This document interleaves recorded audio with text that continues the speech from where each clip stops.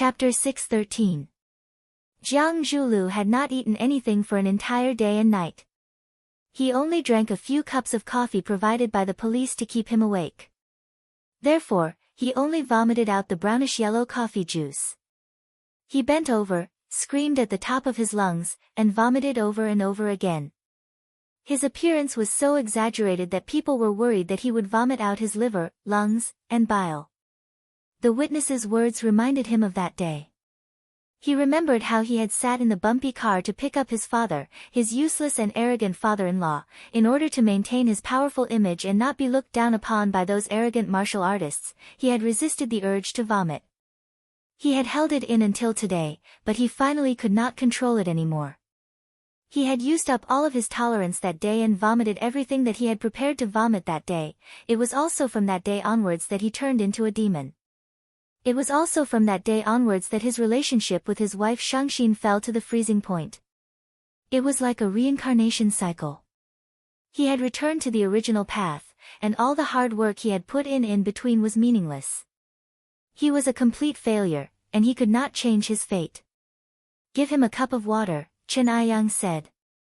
A policewoman went out and quickly returned with a cup of warm water. Chen Aiyang placed the cup in front of Jiang Zhulu and said, "Rinse your mouth with water." Jiang Zhulu picked up the cup of water and gulped it down. Then, he placed the cup on the table and said, "I don't know him, and I don't know what he is saying." The witness was furious and said, "Jiang Zhulu, I am the Eagle King. I am the driver who sent you to pick someone up that day. Do you remember who I am now?" "No. I don't know who you are." Jiang Zhulu denied. It was impossible for him to admit that he knew this man, even though he had recognized him at first sight. He looked at Chen Aiyang with a sharp and sensitive gaze and said, "Take him away, I don't know him, and I don't know what he is saying." "Jiang Zhulu, you are really stubborn. Do you think that you can just deny it? You definitely don't know that I'm equipped with the most advanced fly-eye electronic camera, right? Originally, I recorded the scene of you killing people to report to others, but I didn't expect to use it on you." Jiang Zhulu struggled to charge at the Eagle King. Just as his body moved, two strong men pounced on him and pinned him to the chair. "Cuff him," Chen Aiyang said. Kacha, with a crisp sound, a steel shackle appeared on Jiang Zhulu's wrist. "You bastard," Jiang Zhulu gritted his teeth and roared. He didn't expect to be destroyed by his own people. This was a betrayal to him. The Eagle King looked at him coldly and said, "If we were outside, I would have blown your head off with a single shot. In my eyes, you are just a pitiful ant." As if someone had poured a bucket of ice water on his head, Jiang Zhulu instantly became quiet. Since when did these thugs, who only had brute force, start to look down on him? When did this start? Remember, he was one of the four prodigies of Huaqing who was envied by countless people. How did he end up in such dire straits? Jiang Zhulu felt a wave of sadness in his heart. His vision darkened and he fainted. He felt his body sinking. It was a black hole that could swallow everything. Pa pa pa. It was a sound that could make one's imagination run wild. Lu Chaogo was sitting on a high chair in front of a floor-to-ceiling window, working. In front of her was an Apple laptop, her hands quickly typing on it. She was working on a feasibility plan. Chaoyan Technology was prepared to invest in their own cell phone research. Chaoyan Technology's core product was the Little Flame Energy product. In the past, part of their products were supplied to the military, becoming an important part of increasing Huaxia's military strength. The other part was supplied to the market. Of course, this was mainly reflected in various large-scale machines. For example, ships, planes, hybrid sports cars, or energy vehicles. This was the first time Chaoyan Technology was preparing to put their energy products into civilian products on a large scale. Moreover, it was in the most competitive product field in the cell phone market. What was the most unsettling thing in modern social situations? It wasn't that you couldn't find a toilet when you wanted to pee, nor was it that you couldn't buy a dark beer when you wanted to drink. It was that when you were swiping your phone, the battery of the cell phone beeped and the energy bar turned red. At that time, it was really unsettling, as if there were 1,000 steel needles sitting under your butt.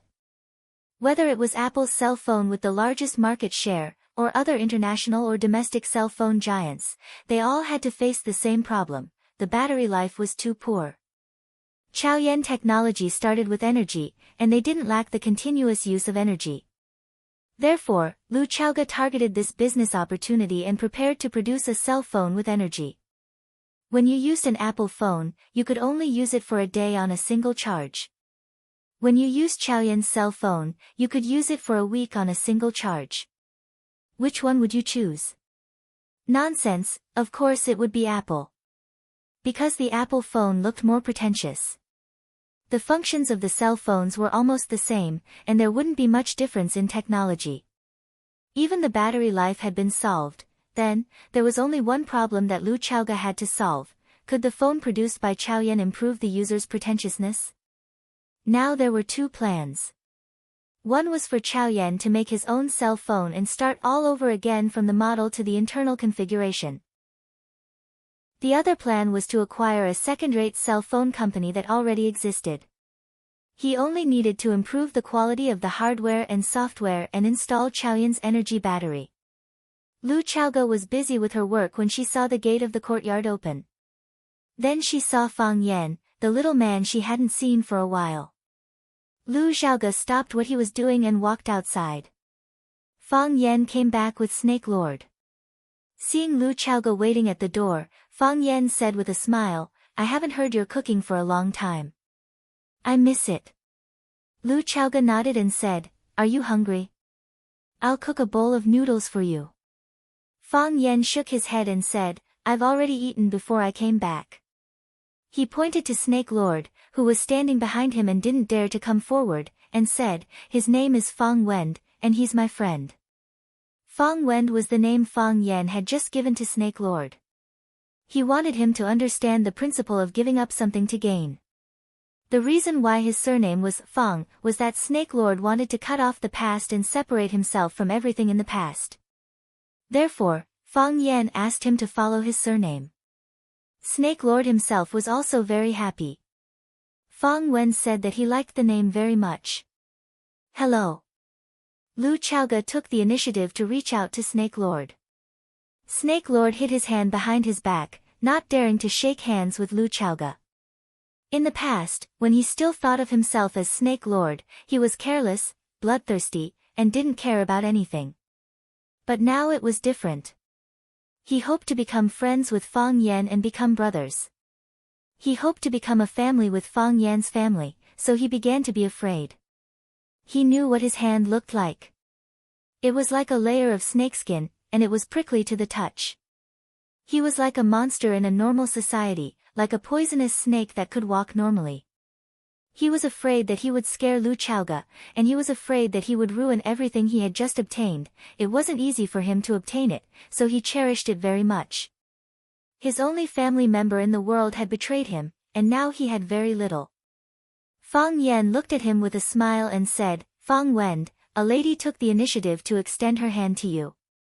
You must shake hands with her to be a polite gentleman dash. Snake Lord chewed on this strange name. He was a snake, and he lived with poisonous snakes and beasts all day long. No one had ever taught him to be a gentleman. Even his dead master had never said such a word to him. No one thought that he could be a gentleman. Try it." Fang Yan said with a smile. Beautiful women like gentlemen. Lu Chaoga was quick-witted. She knew what kind of person he was when she saw Snake Lord's hiding eyes and his hand hidden in his sleeve. She took the initiative to take a step towards Snake Lord, and once again reached out her snow-white, slender hand, and said, "Hello, I'm Lu Chaoga, nice to meet you dash." The Snake Lord gulped a few times before he carefully took out his hand from his sleeve. He shook Lu Chaoga's little hand and said, "I'm Fang Shida. I'm very happy. I'm also very happy to see you." Lu Chaoga smiled and said, "Fang Yan's friend is also my friend. If you need any help, just tell me." "Okay. I don't need any help." Snake Lord stammered. It was the first time he held such a beautiful woman's hand, the first time he was so close to a goddess, and the first time he smelled something so good. What was that smell? Was it perfume? Or was it a woman's natural body fragrance? Lu Chaoge smiled and looked at Fang Yan. She said meaningfully, but Fang Yan said something wrong just now. Not all beautiful women like gentlemen, and some like rascals.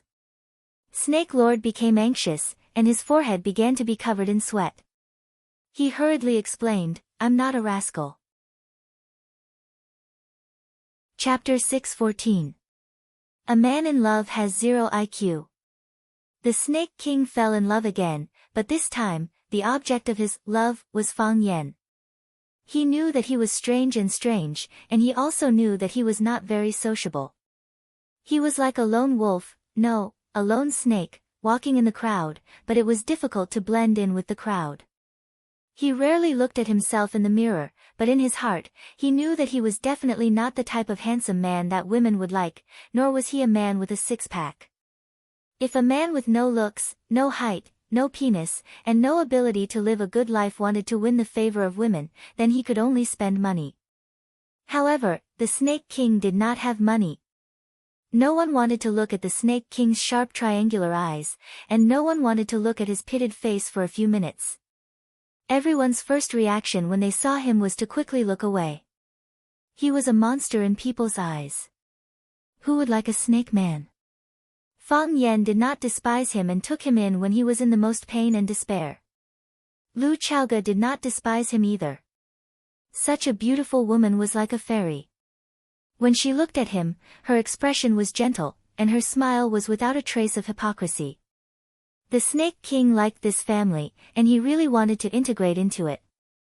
Although he knew that it was a big wish, he really hoped that he could become a person that people liked. At least, he didn't want to be a person that people hated when they saw him. Just like how he once hoped that the orphanage's director, Fatso, would like him. Therefore, after Lu Xiaoge specifically explained that some beautiful women liked hooligans, his body tensed up for no reason, and his heart was also hanging high up in his throat. I'm not a gangster. He hoped that Lu Xiaoge could see him as a good person. At least, he was willing to be a good person in their hearts. Lu Xiaoge was stunned for a moment, and then she laughed. Lu Xiaoge looked at the Snake King and said, I know you're not a gangster. How can you be a gangster? You can't even tell that a real gangster is a gangster. After thinking about it, Lu Xiaoge explained, I'm just kidding. Don't think too much. Because it was the first time she met the Snake King, she was not very clear about his character. But she would get to know him slowly. He tried not to touch anything that would cause him pain. Thank you, the Snake Lord blushed. Was he thinking too much? Wasn't it annoying to think too much? Then shouldn't he think less? The poor Snake King had turned into a man who was at a loss for what to do with himself. Fang Yan was a generous and stingy man. He generously introduced Lu Xiaoge to the Snake Lord and smiled as they shook hands. However, when he saw that the Snake Lord had forgotten to let go of Lu Xiaoge's hand, he immediately became petty again. Fang Yan patted the Snake Lord's shoulder and said, as a qualified gentleman, you shouldn't shake hands with a lady for more than a minute, 30 seconds at most. The shorter, the better. Snake Lord was so scared that his body trembled. He quickly threw Lu Xiaoge's hand away as if he was grabbing a stove. Fang Yan nodded with satisfaction. He looked at the Snake Lord and praised, you already have the character of a gentleman. The Snake Lord had a simple and honest smile on his face. He was very happy that he could become a qualified gentleman. Fang Yan looked at Lu Xiaoge and said, Fang Wen's situation is a bit special. I want him to live with us for a while. Okay. Lu Xiaoge said. I'll have someone clean up the room. Fang Yan grabbed Lu Xiaoge's wrist and said, how about I buy another house in Huacheng? After the heroes and warriors came over, Fang Yan had made such a suggestion. Fang Yan was going to buy another house in Huacheng. He could take Fang Yingying and Fang Haohan to live outside. Because he felt that there were more and more people living in this villa now. It was already becoming overcrowded. Now there was the Snake Lord, and he had to specially prepare a room for him. How about letting him squeeze in with Fang Haohan? In any case, one of them was as thin as a telephone pole, and the other was as short as a sapling. Neither of them was a waste of space. However, Fang Yan quickly rejected this idea. With Fang Haohan's cheap personality and vicious mouth, he would definitely make the Snake Lord suffer a fate worse than death. If the Snake Lord released his snakes and poisoned him to death, it was also very likely that it would happen. Fang Yan couldn't understand. He taught them fairness, justice, courage, and never giving in. How did they all grow up to be like this? Could it be that he was not a qualified teacher? Lu Chaogo was silent. She just looked at Fang Yan with pleading eyes. She didn't want Fang Yan to leave. She wasn't willing in the past, and she wasn't willing now. If Fang Yan left, Fang Yingying and Fang Haohan would also leave. The Snake Lord who came today would also leave. In that case, she would return to her previous life. She liked the feeling of living with Fang Yan very much. She liked to eat Fang Yan's cooking or cook for Fang Yan. Seeing the deep meaning in her eyes, Fang Yan's heart immediately softened. He let go of Lu Chaoga's arm and said, "Then prepare a room for me." "Okay. I'll go right now." A charming smile appeared on Lu Chaoga's face as she spoke softly. Lu Chaoga ran upstairs with the nanny to get busy. Fang Yan looked at her back view and sighed softly. They couldn't possibly live together forever, right? "You will stay here from now on." Fang Yan smiled and said, Jiang Shangxin was very busy. After Jiang Zhulu was arrested and sent to prison, she became the well-deserved leader of the Longtu group. In the past, she had also done business, helped her mother, and even started her own company. However, she had never thought that she would be in charge of an energy company with assets of tens of billions at such a young age. Furthermore, as the energy industry's performance in the global market became more and more eye-catching, the company's market value was also increasing at a speed visible to the naked eye. With Lily's cooperation, Jiang Shangxin quickly had a clear understanding of the company's situation. Those hardcore Jiang Zhulu supporters were purged, and those who were wavering were roped in. Those who were previously ostracized or oppressed by Jiang Zhulu were put in important positions by her. She constantly looked for people to talk to and frequently made phone calls. Orders were issued one after another, and they received even more feedback. Ever since Jiang Shangxin came to the Longtu group and sent Jiang Zhulu away, she had not left until now. She and Lily were in a high-intensity work rhythm, but Fang Yingying was lying on the sofa in the living room, sleeping for 2 days and eating 6 boxed meals. Fang Yingying did not like to eat boxed meals, not because he felt that they were not delicious, but because the portion was too small. It would be gone after a few mouthfuls, and he still had to ask for more. Fang Yingying was also a person who cared about his reputation. When he opened his mouth to ask for 4 boxed meals, his face would also burn up. "Chairman Wang, thank you for your hard work," Jiang Shangxin said with a smile. "This is what I should do." Wang Ming, the assistant chairman of the finance department, bowed slightly to Jiang Shangxin and replied with a smile. After the guests left, Jiang Shangxin lay on the sofa in the office, exhausted. At this point, she did not even want to move a finger. Lily pushed the door open and asked Jiang Shangxin, "Miss Jiang, Chairman Jiang, do you want to eat anything?" "No need." Jiang Shangxin waved her hand. "Get someone to send me a bottle of champagne and a box of strawberries." "All right, Chairman Jiang." Lily turned around and left. When Jiang Shangxin closed her eyes and was about to take a nap, the tall wooden door of the office was pushed open again. With an apologetic look, Lily said, "Chairman Jiang, Mr. Jiang's mother, move aside." A stern woman's voice rang out. As she spoke, she gave Lily's body a heavy push, causing her to fall to the ground. With such a huge commotion happening right under her nose, Jiang Shangxin could not continue sleeping. When she opened her eyes and saw the woman standing at the door, she could not help but frown slightly. Jiang Zhuliu's mother was also her mother-in-law, Ren Jin. Renjin stared at Jiang Shangxin with bloodshot eyes and shouted, Jiang Shangxin, Jiang Zhulu has been arrested, and you still have the mood to lie in his office and sleep? Do you have any conscience? To think that I have treated you so well. Has your conscience been eaten by dogs? Jiang Shangxin had originally thought that Renjin was a pitiful woman. However, after being scolded by her, she felt that she was a pitiful and hateful woman. Jiang Shangxin climbed up from the sofa gracefully and reached out to flatten the creases in her dress.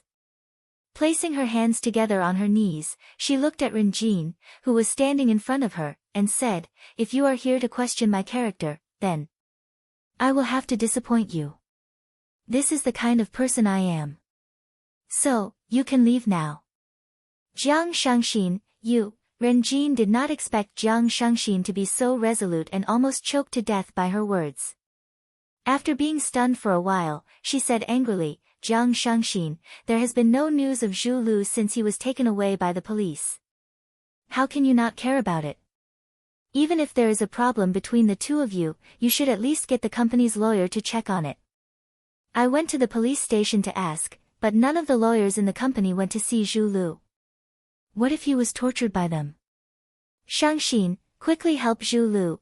Jiang Shangxin looked at Renjin and said, I got it. I will communicate with the legal team. When will you communicate with them? At a later date. When is the later date? Jiang Shangxin, get lawyer Zhang here now. I want to talk to them personally. Zhu Lu has been taken away for so long, but you have not reacted at all. Renjin stared at Jiang Shangxin with a sharp gaze and said, You are willing to do anything just to get more assets? Smack. Jiang Shangxin smashed the glass cup on the coffee table and the porcelain cup smashed against the wall. Jiang Shangxin jumped up from the sofa and hollered at Renjin, You said that I am willing to do anything for some assets. Who is the one who is willing to do anything for some benefits? I'm Jiang Zhuliu's wife, his legitimate wife. In order to curry favor with his master, he actually personally killed my father. He's the one who's unscrupulous. He is not a human, he is a beast. Do you know that your son is a beast? Chapter 6:15. The relationship between a mother-in-law and daughter-in-law was a difficult problem in the world. Renjin's attitude towards Lu Chaoge was one of concern and suppression. She saw Lu Chaoge as the best candidate for her daughter-in-law. She was willing to take care of her, but she also looked down on her psychologically. She had strict requirements for Lu Chaoge's words and actions. In her eyes, Lu Chaoge was an orphan. She was a child who was adopted by them. Other than them, she had nothing. Renjin's attitude towards Jiang Shangxin was one of love and flattery. Jiang Shangxin was not an orphan. Not only did she have both parents, but she also came from the wealthy Jiang family in the capital. If her son was married to Lu Chaoge, it was a low status, then marrying Jiang Shangxin would be a high status. Therefore, it was true that Renjin treated Jiang Shangxin well. She had never mistreated Jiang Shangxin. Jiang Shangxin had a high EQ and would give her mother-in-law gifts from time to time to please her. As a result, the mother-in-law and daughter-in-law got along well. Renjin was shocked by the glass cup that Jiang Shangxin threw. She did not expect her daughter-in-law, who had always been polite, smart and elegant, to do such a crazy thing. She thought that the glass cup would be thrown at her face. She only relaxed a little when the cup went past her head and smashed against the wall. She stood motionless for a moment, and then, like a bull enraged by red silk, or a firecracker that had been set ablaze, she broke into a rage. Jiang Shangxin, are you crazy? Do you know what you are doing? Is this how your parents taught you to be a person? Renjin slapped Jiang Shangxin's face. She tilted Shangxin's head to the side and dodged this fierce attack. How dare you throw a glass at me? You just sent my son to prison, and now you want to throw a glass at me? Then, you can take away all the assets of the Jiang family? Jiang Shangxin, let me tell you, it is not that easy. Renjin raised her hand and slapped the other side of Jiang Shangxin's face. Enraged by Ren Jin's behavior, Shangxin slapped Ren Jin's arm to the side. Jiang Shangxin was young and powerful, how could Ren Jin be her match? Ren Jin, who usually lived like a prince, was slapped on the wrist. As his body fell backward, he lost his balance in his high heels and fell to the floor with a crack. This time, Ren Jin truly felt pain from the fall. The grief and indignation in her heart, as well as the endless grievances, suddenly exploded. Ren Jin sat on the ground and began to cry loudly without caring about his image. Jiang Shangxin, go ahead and hit me. You can kill me here today. Ren Jin said in a sorrowful voice, if I die, there will be no one left in the Jiang family. You can do whatever you want. You can do whatever you want. Dragon Pool, alive, dead, dead. Zhu Lu was sent to prison and persecuted by you. Now, you want to kill me as well. Jiang Shangxin, you are the jinx of the Jiang family. How much do you want to harm the Jiang family before you are satisfied? With a stern expression, Jiang Shangxin stared at Ren Jin, who was bawling his eyes out on the floor. She said coldly, no one wanted to send Jiang Zhulu to jail. He sent himself to jail. He has done so many evil deeds, and they will be dug out one by one. Just wait and see. Very soon, you will know how many disgusting things your precious son has stained his hands. Impossible. Ren Jin shouted, Zhu Lu would never do those things. I know his character. Even though he is a little extreme, he is a good person. His company donates to charity every year. He even adopted many children in the poor mountainous areas. Zhu Lu donated the living expenses and school fees for those children. Jiang Shangxin's mouth was full of bitterness. She said in a mocking tone, I know these things better than you. This is what he used to show off when he wooed me.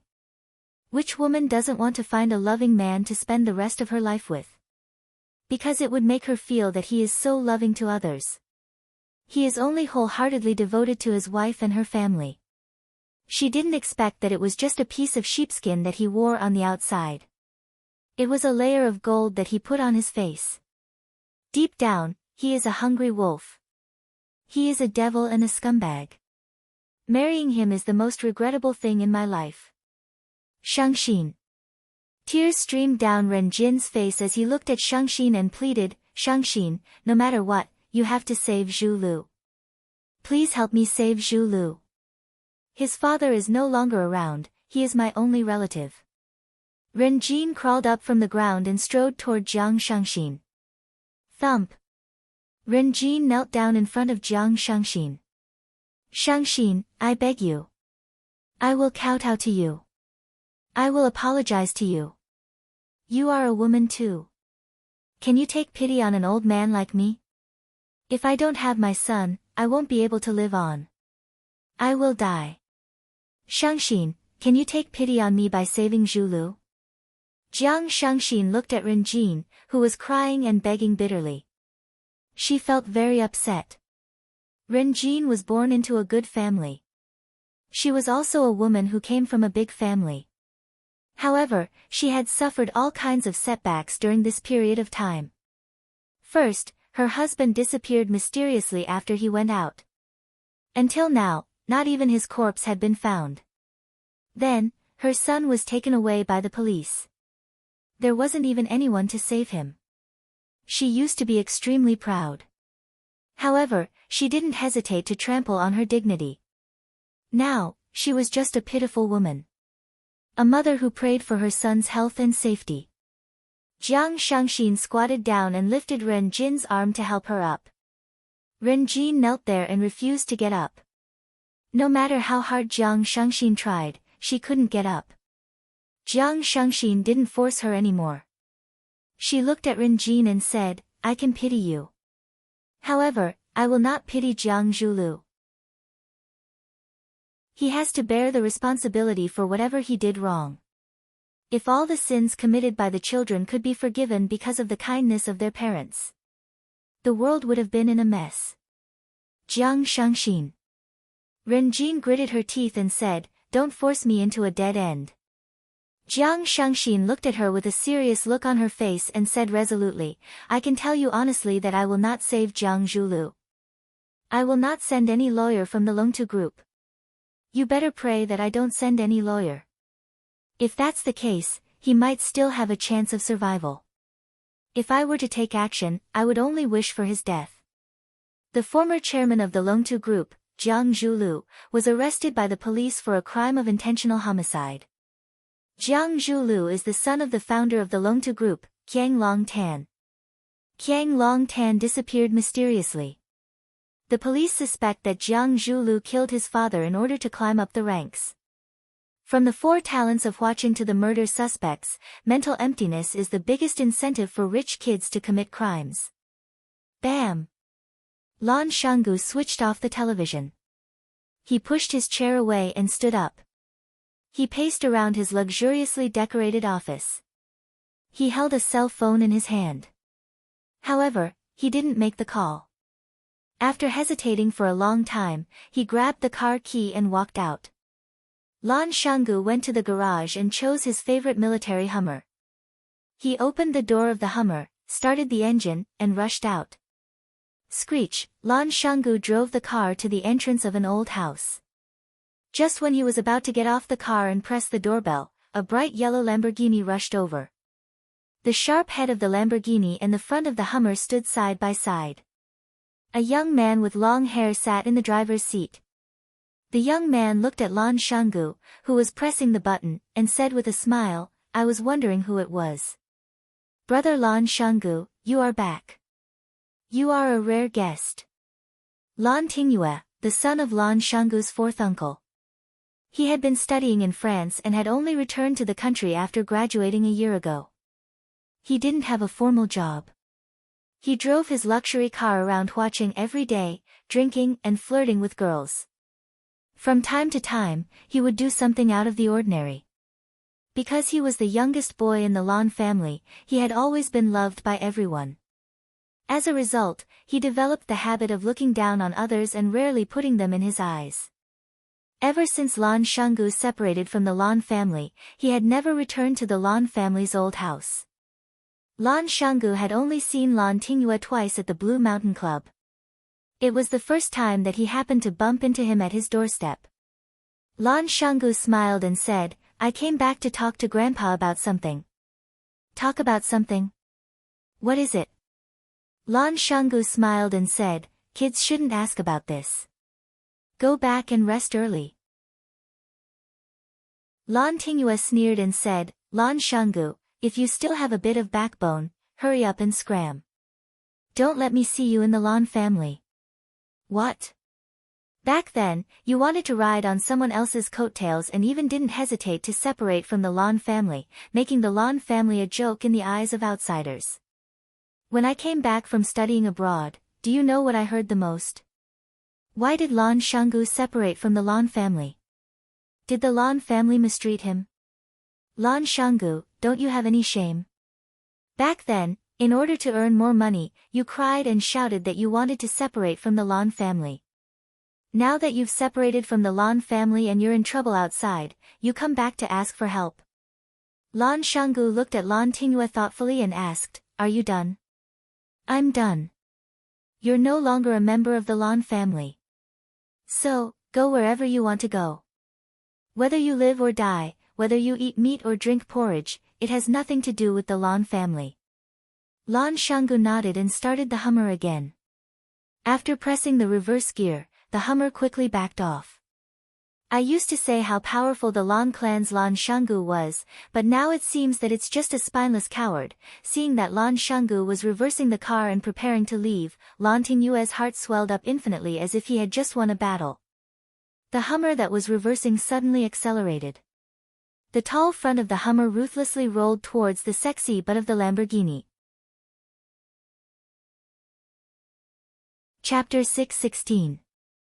People who don't attract jealousy are mediocre. Lan Shanggu wasn't mediocre. He was the most outstanding and dazzling figure in the younger generation of the Lan family. He was selected as one of the 4 prodigies of Huaqin by busybodies. It was also because of Lan Shanggu's excellence that he became the target of love and special care by all the elders of the Lan family. Whether it was the old man of the Lan family or the other elders of the Lan family, they all nurtured him as the successor of the Lan family. Unexpectedly, Lan Shanggu actually fell out with his family because of an investment. He didn't even hesitate to betray the Lan family. In the eyes of some people in the Lan family, his behavior was a betrayal. Big families naturally had their pride. No one had ever dared to take the initiative to propose a separation from the family. Lan Shanggu tore apart the Lan family for his own benefit. In the eyes of many people, he was a shameful traitor. When Lan Shanggu was doing well in the Lan family and monopolizing power, the younger generation in the family admired him. However, when he became a traitor and abandoned by the Lan family because of a stupid choice, the long-suppressed jealousy and hatred in the hearts of the younger generation in the family turned into a heavy hatred. It was like weeds in the spring field, crazily popping out. Of course, there was a special reason why Lan Tingyue targeted Lan Shanggu. After Lan Shanggu and the Lan family separated, the Lan family pushed his brother, Lan Shonhua, to take over Lan Shanggu's position as the new successor of the family. Lan Shanggu hadn't returned home for several years. The position under Lan Shonhua's but became more and more stable. Now Lan Shanggu drove back in the middle of the night. In Lan Tingyue's eyes, he saw a dangerous signal. This was a dangerous person. Lan Tingyue originally thought that his mocking words would make Lan Shanggu leave. When he was about to start his newly bought sports car and enter the courtyard, he inadvertently saw a dazzling light from the rearview mirror. No, it was a black front that looked like a beast opening its bloody mouth and pouncing at him. Clang! The tall and rough body of the Hummer rumbled forward. The hard metal bumper fiercely bit the sexy butt of the Lamborghini that stretched out like a wing. Not only that, the Hummer didn't stop immediately after smashing the butt of the Lamborghini. This big monster continued to charge forward under the control of Lan Shanggu.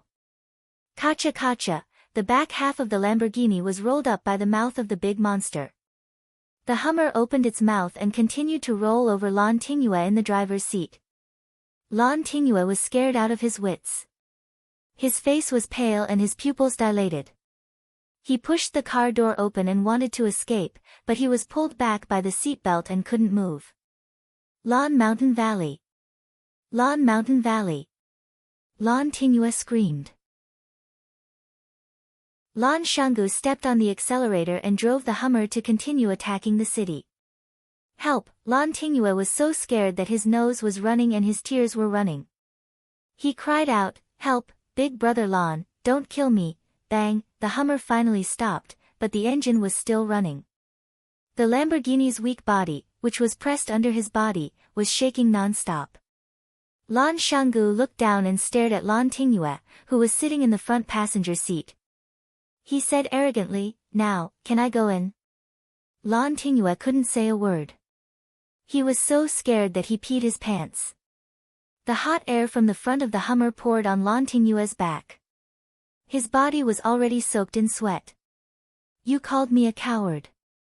"I'm not angry at all." Lan Shanggu stared at the back of Lan Tingyue's head and said, "I'm angry that you are a real coward." "He is a child." A young man in a white shirt stood at the door. He had a pair of black-rimmed glasses on the bridge of his nose. He looked very scholarly. He looked at Lan Shanggu with a smile and said, "Big brother, why do you stoop to the level of a child? Isn't it not worth it to hurt your own body?" Lan Shonhua, Lan Tingyue's big brother. He was also the new person pushed out by the Lan family after Lan Shanggu left. When Lan Tingyue saw Lan Shonhua come out, it was as if he saw help. He cried and said, "Big brother, quickly save me, he wants to kill me." Lan Shonhua shook his head and sighed. He walked over to help Lan Tingyue untie the seatbelt and said, "Big brother rarely comes back. How did you make him angry? Also, what nonsense are you talking about? Big brother is our big brother. How could he kill you? You must have said something you shouldn't have said, there was such a big commotion outside. Even Grandpa was woken up by you guys. Just wait to be scolded." Lan Shonhua didn't even look at the crashed Lamborghini. In his eyes, it was a toy not worth mentioning. Lan Shanggu looked at Lan Shonhua and said with a smile, the men of the Lan family must have murderous intent. Tingyue has been spoiled by you guys. I'm here to cultivate his murderous intent. Lan Tingyue originally wanted to counterattack and say that you're not here to cultivate my murderous intent. You want to kill me. But when the words were on the tip of his tongue, he met Lan Shanggu's deep and cold eyes when he smiled. He couldn't shout out the words he had thought of. Lan Shonhua glanced at Lan Tingyue and said, you stay here and bring some people to clean up this place. Won't it be a joke if outsiders see this? He walked to the window of Lan Shanggu's car and said with a smile, Big brother, Grandpa asked me to invite you in. Lan Shanggu nodded and said, let's go. After saying that, he drove the Hummer and took the lead to rush into the courtyard gate. Lan Shonhua stood where he was and looked at the square-shaped big man with a warm smile. Brother, Lan Tingyue ran to Lan Shonhua's side and said angrily, why did you let him in? Didn't you also not stop him? Lan Shonhua said with a smile. But, Lan Tingyue seriously thought about it and realized that even his brother had no way to stop Lan Shanggu. Lan Shanggu's personality was arrogant and despotic. There was really no one in the younger generation who could suppress him. Even in his uncle's generation, there was no one who could suppress him. Otherwise, how could he be allowed to leave the Lan family? And even take away such a big piece of the cake? The old man of the Lan family had a habit of sleeping early. When he heard the commotion outside, he got up again. Winter was still far away. The old man had already wrapped a blanket around his body and sat in the study connected to the bedroom. He said to Lan Shanggu, who had entered the room, why are you angry with a child? Making such a big commotion, aren't you afraid that people outside will laugh at you? Lan Shanggu smiled and walked in front of the old man. He poured a cup of warm water and placed it in his hand. He said, why should I be afraid of people laughing at me? Those people who laugh at me will soon know that they are actually fools. But I am a little unhappy about doing this. It is a big sin to disturb Grandpa's rest. The old man waved his hand and said, all right, you haven't come back to see me for 3 years. The moment you come back, you are trying to bewitch me. What do you want? Grandpa, hand the Lan family over to me. Lan Shanggu rubbed his hands and said with a serious face. I promise that you will be able to manage the Lan family well. All the businesses will flourish, and the family's rise will be just around the corner. The old man swallowed a mouthful of hot water with great difficulty. He glanced at Lan Shanggu and said, I am not dead yet, and you are already thinking of usurping the position. How can this be usurping the position? Is there such an open and above-board usurper like me? Lan Shanggu's face was full of smiles. He said, this is something that the two of us, grandpa and grandson, have discussed and discussed. I made a very good suggestion to you, and you accepted my suggestion without hesitation and passed the position of the clan leader to me. If this matter succeeds, hey, the two of us will become a great story, after I die. The old man said while coughing. He looked very agitated. Lan Shanggu hurriedly ran over to massage the old man's back. He said, I was just joking. You don't have to take it seriously, but you can't not take it seriously either. This matter is worth considering. After all, you know those children and grandchildren of yours. There are a few good ones among the sons, but among the grandchildren, only I am outstanding. Lan Shonhua is a little too sissy. I have bullied his own brother to this extent, but he still doesn't dare to rush up and fight with me. Can such a person become the clan leader of the Lan family? You have been in the military your whole life. You can't let this kind of sissy ruin your foundation, right? Old Master Lan started coughing again. He pointed at Lan Shanggu and scolded, is this how you evaluate your brother? I am just speaking the truth. Lan Shanggu was worried that he had angered old Master Lan to death, so he really didn't dare to spout nonsense. Grandpa, since you are not willing to hand the Lan family over to me, then you have to give me some compensation, withdraw the Lan family's shares in the Longtu group, right? Old Master Lan stopped coughing and stared at Lan Shanggu with a piercing gaze. He asked, "Did that fellow with the surname Fang ask you to look for me?" "I didn't expect this. I really didn't expect this. That little loach has really grown up and actually has the position of authority in this Huacheng. You won the bet and came back to flaunt your strength?" "He didn't ask me to come." Lan Shanggu sat down in front of Old Master Lan again and said, "Jiang Junling has disappeared and Jiang Zhulu has been arrested and imprisoned. Who is the person in control of the Longtu group now?" "It's Jiang Shangxin, Jiang Zhulio's wife.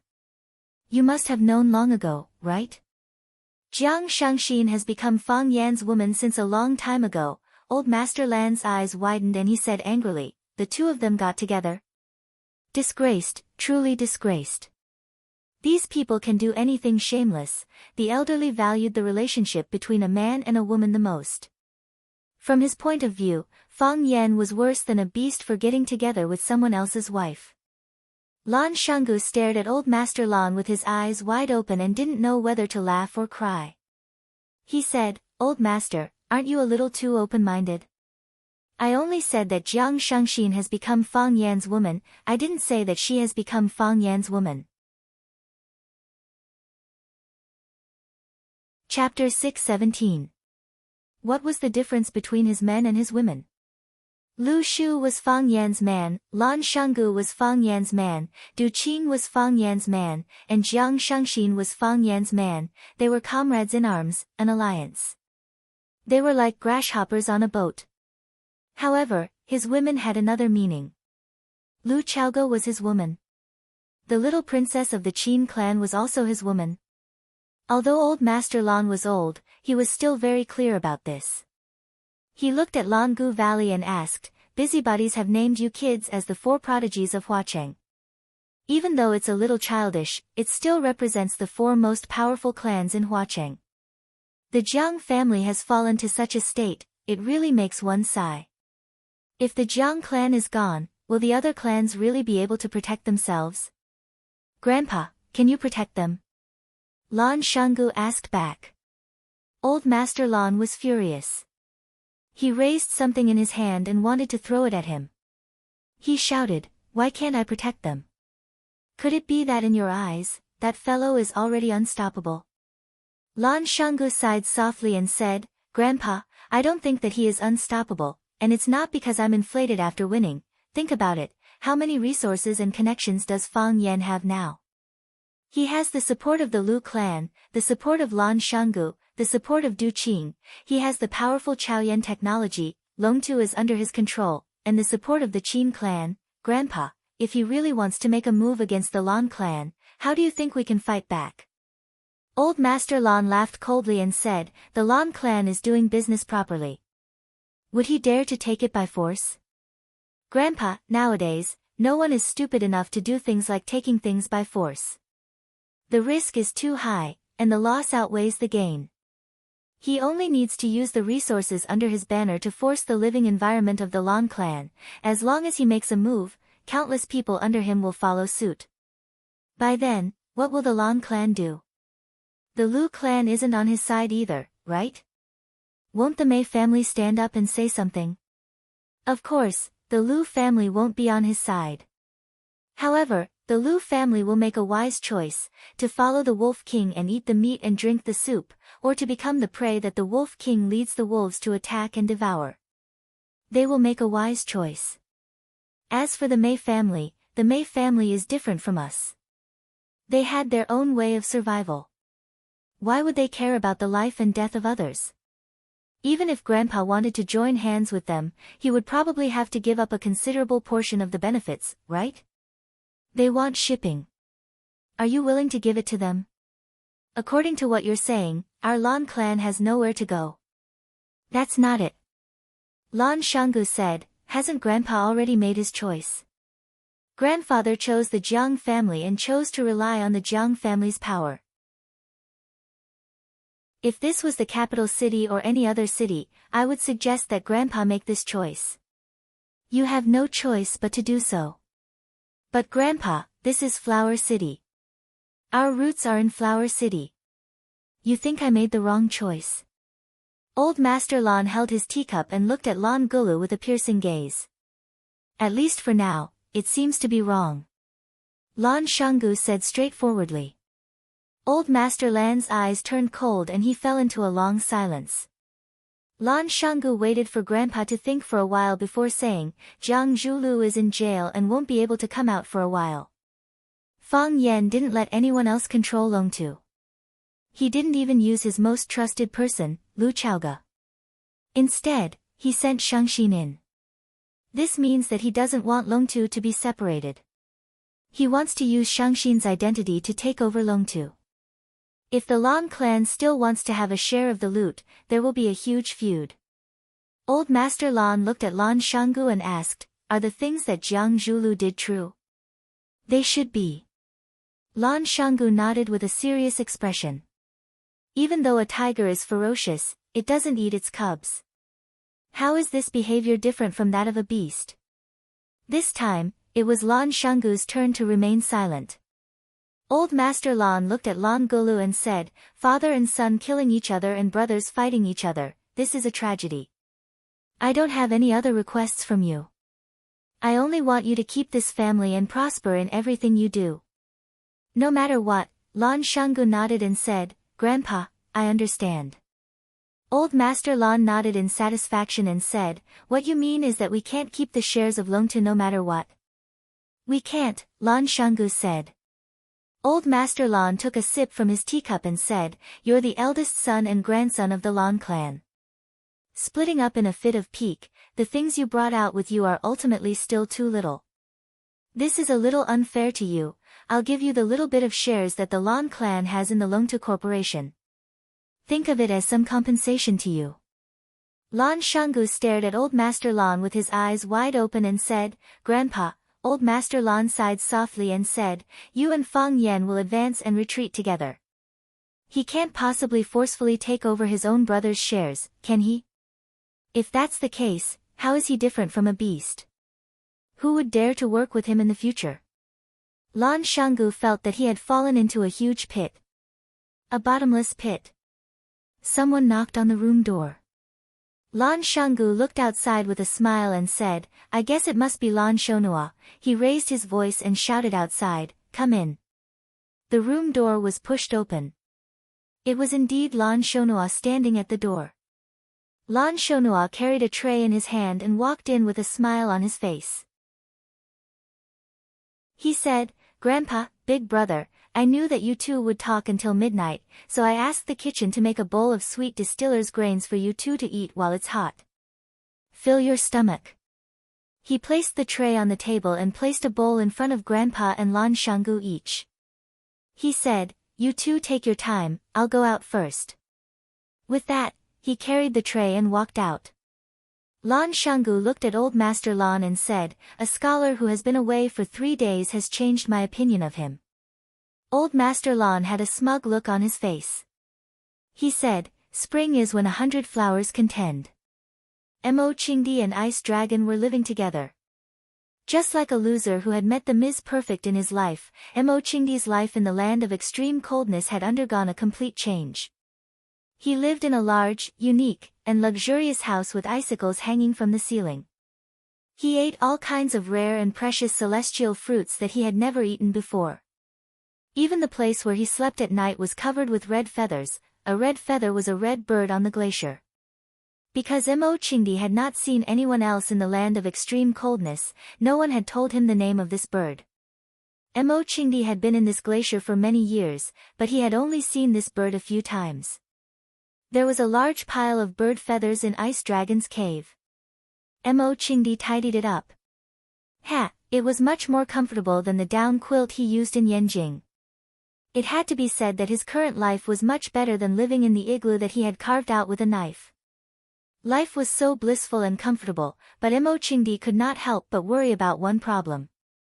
How could he get Ice Dragon's blood and tendon? If he could not get Ice Dragon's blood and tendon, would he have to stay in this land of extreme coldness for the rest of his life and become a pair of dragons of life and death with Ice Dragon? The Azure Dragon had met the Ice Dragon. His ice-cold heart couldn't help but ripple after ripple. It was dinner time now. Ice Dragon gave Azure Dragon a look, signaling him to wait for a while. Then he wagged his tail and ran into the deep cave. This was the only thing that Azure Dragon was not satisfied with Ice Dragon. Every time it was time for dinner, Ice Dragon would give Azure Dragon a smug look, meaning to say, "Wait for me to get you something to eat." After a while, he had piled up in front of Mo Chingdi with all kinds of food in his mouth. It was said that every dragon had a treasure trove, and inside the treasure trove were all kinds of rare and strange treasures. There was one time when Mo Chingdi wanted to go in with it to have a look, but the little transparent dog just stood there, not moving an inch. It only looked at him with a sad look in its eyes. "I'm already so good to you, how can you ask for more?" Mo Chingdi was embarrassed by the dog's stare. He turned around and ran to a corner to sit down. Only then did the transparent puppy scuttle into the depths of the cave with a whoosh, disappearing without a trace in an instant. Ice Dragon was very fast.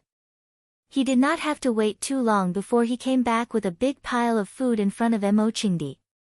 There was snow snake meat, red silk fish, 9 petals snow lotus, baby ginseng, and red lava fruit. Ice Dragon held a red lava fruit in his mouth and put it in front of Mo Chingdi. Then, he rolled his tongue into a baby ginseng and chewed it.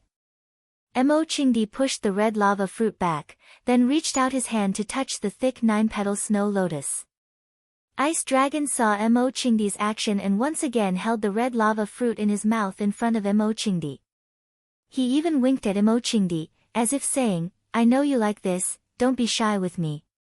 Mo Chingdi shook his head and pushed the red lava fruit away again, then reached out to touch the red silk fish. Ice Dragon used his claws to pull the red silk fish under him, and once again pushed the lava fruit to Mo Chingdi. After doing this, Ice Dragon glanced at Mo Chingdi with a reproachful look. "Eat it, don't waste my good intentions." "I mean," Mo Chingdi looked at Ice Dragon and said awkwardly, "can we change it?" Ever since Mo Chingdi ate the lava fruit on the first day he came to the Ice Dragon's lair as a guest and expressed high praise for the food, the Ice Dragon would push a lava fruit in front of Mo Chingdi every time it was time to eat. For the first few days, Mo Chingdi enjoyed the food quite a lot. The meat was crispy and juicy, and it was a rare and precious fruit in the world. After eating for half a month, Mo Chingdi could not stand it anymore. He needed a change of taste, right?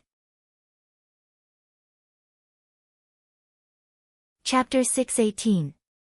The more he tried, the further he went wrong. Mo Chingdi wanted to eat something else. He wanted to eat a ginseng, a snow lotus, a red silk fish, or even a snow snake. After eating lava fruits for more than 10 days and 30 meals, Mo Chingdi even began to miss the disgusting and nauseous flame rats he used to eat. However, Ice Dragon could not understand Mo Chingdi's thoughts. The first time it met Mo Chingdi, the image of Mo Chingdi's eyes shining when he saw the lava fruit in its mouth was still engraved in its mind. Later on, whenever it placed the lava fruit in front of Mo Chingdi, he would eat it cleanly with a face full of joy and delight, not even spitting out the core of the fruit. Only the dragon race would be so extravagant as to think that it was necessary to spit out the core of the lava fruit after eating it. In this world of ice and snow where not even a blade of grass grew, it was an extravagant hope to see a small flower or grass. To encounter such a rare fruit was a great blessing. The core of the fruit was also an extremely rare and precious object. How could Mo Chingdi bear to spit it out? The idea that Mo Chingdi liked to eat lava fruits was deeply ingrained in Ice Dragon's heart. Ice Dragon was a hospitable host. Since there was a guest in his territory, he naturally had to offer his best and favorite food. "Don't you like to eat lava fruits?" "It's okay, I have plenty at home." In Ice Dragon's eyes, Mo Chingdi's act of pushing the lava fruits to him was humble and embarrassed. Ice Dragon thought that the weird-looking monster in front of him must have felt bad for eating too many of his magma fruits, so he wanted to return them to him so that he could enjoy them as well. Too polite. Ice Dragon didn't know how to speak. If it could, it would have said this sentence. It couldn't understand what Mo Chingdi was saying, but judging from his expression, the Ice Dragon stared intently at Mo Chingdi's expression. It tilted its head and thought for a while, then lowered its head again and placed the lava fruit in front of Mo Qingdi. Don't be polite with me. Ice Dragon wagged his tail. He had an expression that said, I understand your kindness. Although I like to eat it, I can give it to you since you like it. Mo Qingdi sighed deeply. He wanted to go home. He returned to his igloo, caught a snow snake or killed a flame rat, skinned it, cleaned it, and froze it. He wanted to eat meat. Seeing Mo Qingdi's moved expression, Ice Dragon became even more pleased with himself. It jumped up and down on the spot, looking like it was asking for a beating. It used its claws to push the lava fruit in front of Mo Qingdi, signaling him to pick it up and eat it. Thank you. Mo Qingdi took the magma fruit and took a big bite. His mouth was full of juice, but he still felt that there was a bird in his mouth, if only there was a bird in his mouth. The ice dragon also began to eat. As usual, it ate the baby ginseng, the snow lotus with 9 petals, the red silk fish, and the snow snake. Feeling that it was still not full, it ran to its mouth and grabbed a few snow-like objects that Mo Qingdi had never seen before. It chewed on them with a loud crunching sound. Ice Dragon ate very quickly. After finishing the pile of heaven and earth treasures, Mo Qingdi had only eaten half of a lava fruit. Ice Dragon looked at Mo Qingdi with a face full of blame. Why are you eating so slowly? Look at how good I am. After Mo Qingdi had finished eating the lava fruit, he washed his hands and face with the icy water in the cave pool. Then, he began to practice his martial arts. Mo Qingdi had to practice. First, it was to resist the bitter cold, so that his body could always be at its healthiest. In this extremely cold place, there were no doctors, and probably no other human beings.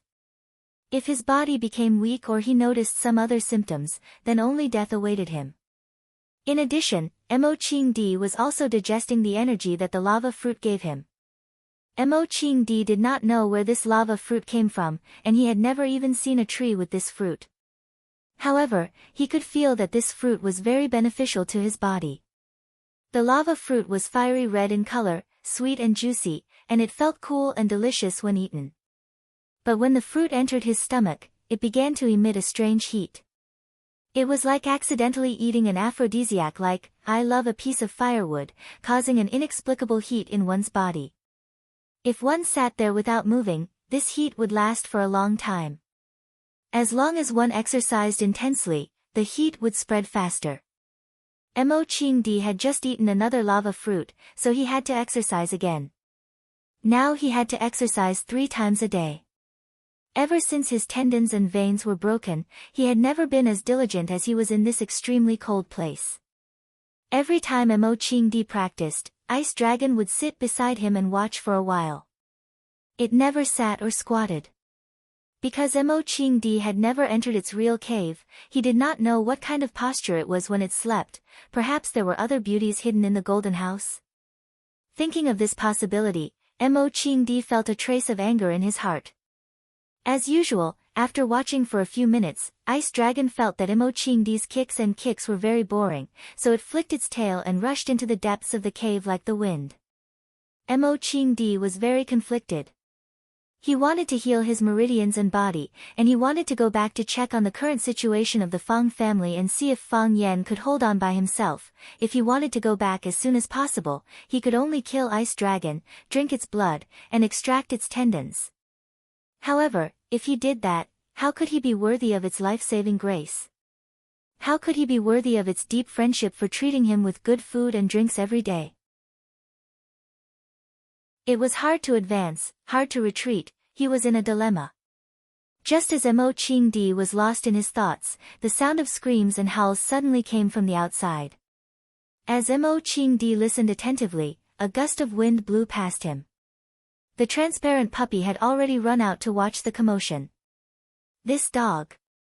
Ever since Fang Yan brought Jiang Shengxin to the Chao Yan Underground Research Institute, she had settled down there. Even though Jiang Zhulu had been taken away by the police and most of the threats to her safety had been removed, she still had no intention of leaving. That place gave her an inexplicable sense of security. Of course, it was indeed very safe there. This was the first time that Jiang Shangxin had come to this neighborhood, and she felt that it was necessary for her to pay a visit to this legendary woman. Lu Chaoge. Her story had become a compulsory subject for the students of various business schools, and her photos and interviews frequently appeared in domestic and international financial magazines. Goddess of Flame, Sexiest CEO, Most Intelligent Woman, #1 on the charity rankings for 3 consecutive years, the actual controller of Chao Yan Science and Technology, and the mysterious woman behind Fang Yan, she was dazzling and full of honors. Jiang Shangxin was a proud woman. However, even such a proud woman like her would be jealous of Lu Chaoge. This woman had lost a lot, but she had gained even more.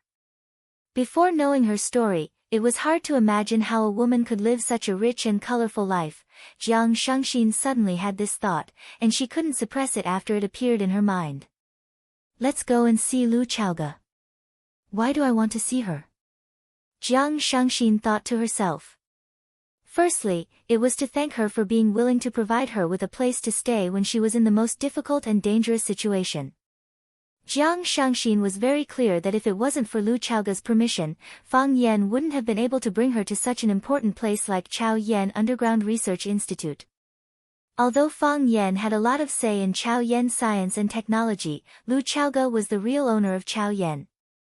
Chao Yan, Chao Yan. The word Chao came before the word Yan. Secondly, it was because of admiration. Jiang Shangxin had known her for many years, and the two of them had quite a bit of history. Before she appeared, Lu Chaoge was Jiang Zhuliu's admirer, and she knew that the Jiang family had always wanted Lu Chaoge to become Jiang Zhuliu's daughter-in-law. After that, Lu Chaoge and Qiang Longtan had a falling out, and she forcefully tore off a large piece of Longtu Group and left. Naturally, she established her own company and created Chao Yan Science and Technology. The first time they met was by chance at the shopping mall 3 years ago. When she and Jiang Zhulu went shopping, Lu Chaoge and Fang Yan also appeared at the shopping mall. At that time, she only had some appreciation and admiration for Lu Chaoge. She felt that this woman was courageous and knowledgeable, and it wasn't easy for her to get to where she was today to be able to fight with an opponent like Qiang Longtan. There was also a little jealousy in her heart. At that time, she really liked Jiang Zhulu, and she didn't want the man she liked to be thinking about other women. A current girlfriend and an ex-girlfriend were natural enemies. Of course, it was just a little. Who would have thought that in just a few years, Lu Chaoge would be able to achieve such brilliant and dazzling achievements under the watchful eyes of countless enemies, open spears and covert attacks? How much was Chao Yan Science and Technology worth now? One media outlet had a very good evaluation, "Don't talk about money with Lu Chaoge." Everyone's focus now was on whether Chao Yan Science and Technology could become a great company. Or rather, whether it could become the greatest company in the world. Jiang Shangxin pressed the doorbell, and the door to the courtyard opened very quickly. The moment Jiang Shangxin entered the door, she saw Lu Chaoge, who took the initiative to walk out to welcome her. She was dressed in a white tracksuit and a pair of white sports shoes, and her long hair was tied into a ponytail. She was like a newlywed who had just gotten married and walked out to welcome her guests with a face full of smiles. Jiang Shangxin had never seen Lu Chaoge dressed like this, but deep down, she had to admit that this Lu Chaoge was really beautiful. She was even more beautiful than when she was on the cover of a magazine. Chapter 619. In the media, Lu Chaoge was aloof and elegant, just like a goddess in the clouds.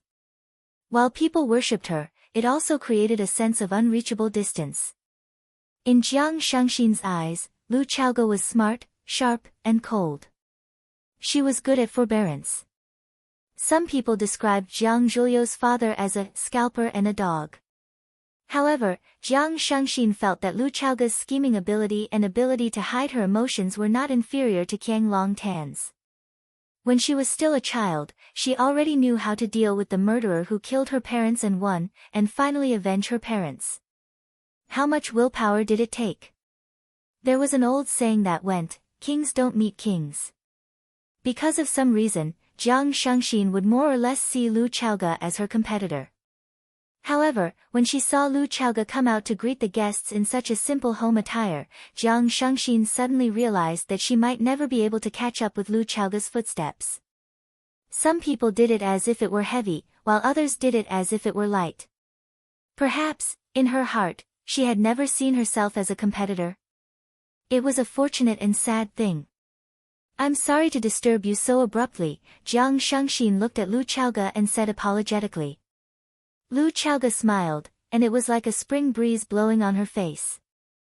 Jiang Shengxin dared to swear that no media could capture such a smile from Lu Chaoge in the past. Because Jiang Shengxin had studied Lu Chaoge's appearance records, she had never smiled before. At this moment, Lu Chaoge was blissful, and that kind of bliss was emitted from the inside out. It was like a woman who couldn't help but smile foolishly after falling in love, and she couldn't hide it even if she wanted to.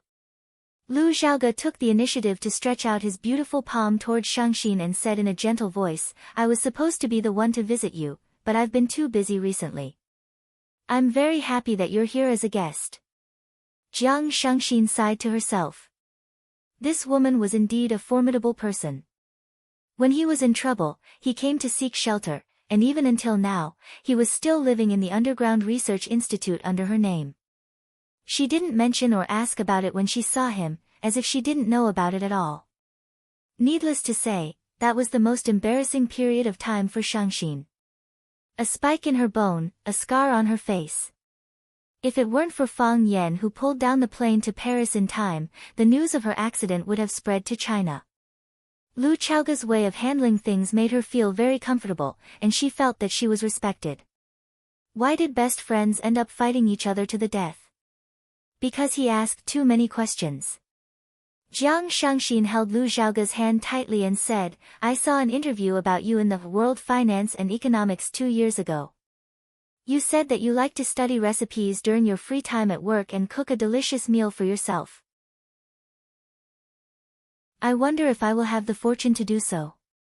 Lu Chaoge made an inviting gesture and gestured for Jiang Shengxin to follow him into the house. She said, when you participated in the Midnight Storm interview, you said that your ideal life is to be a full-time wife who takes care of your husband and children.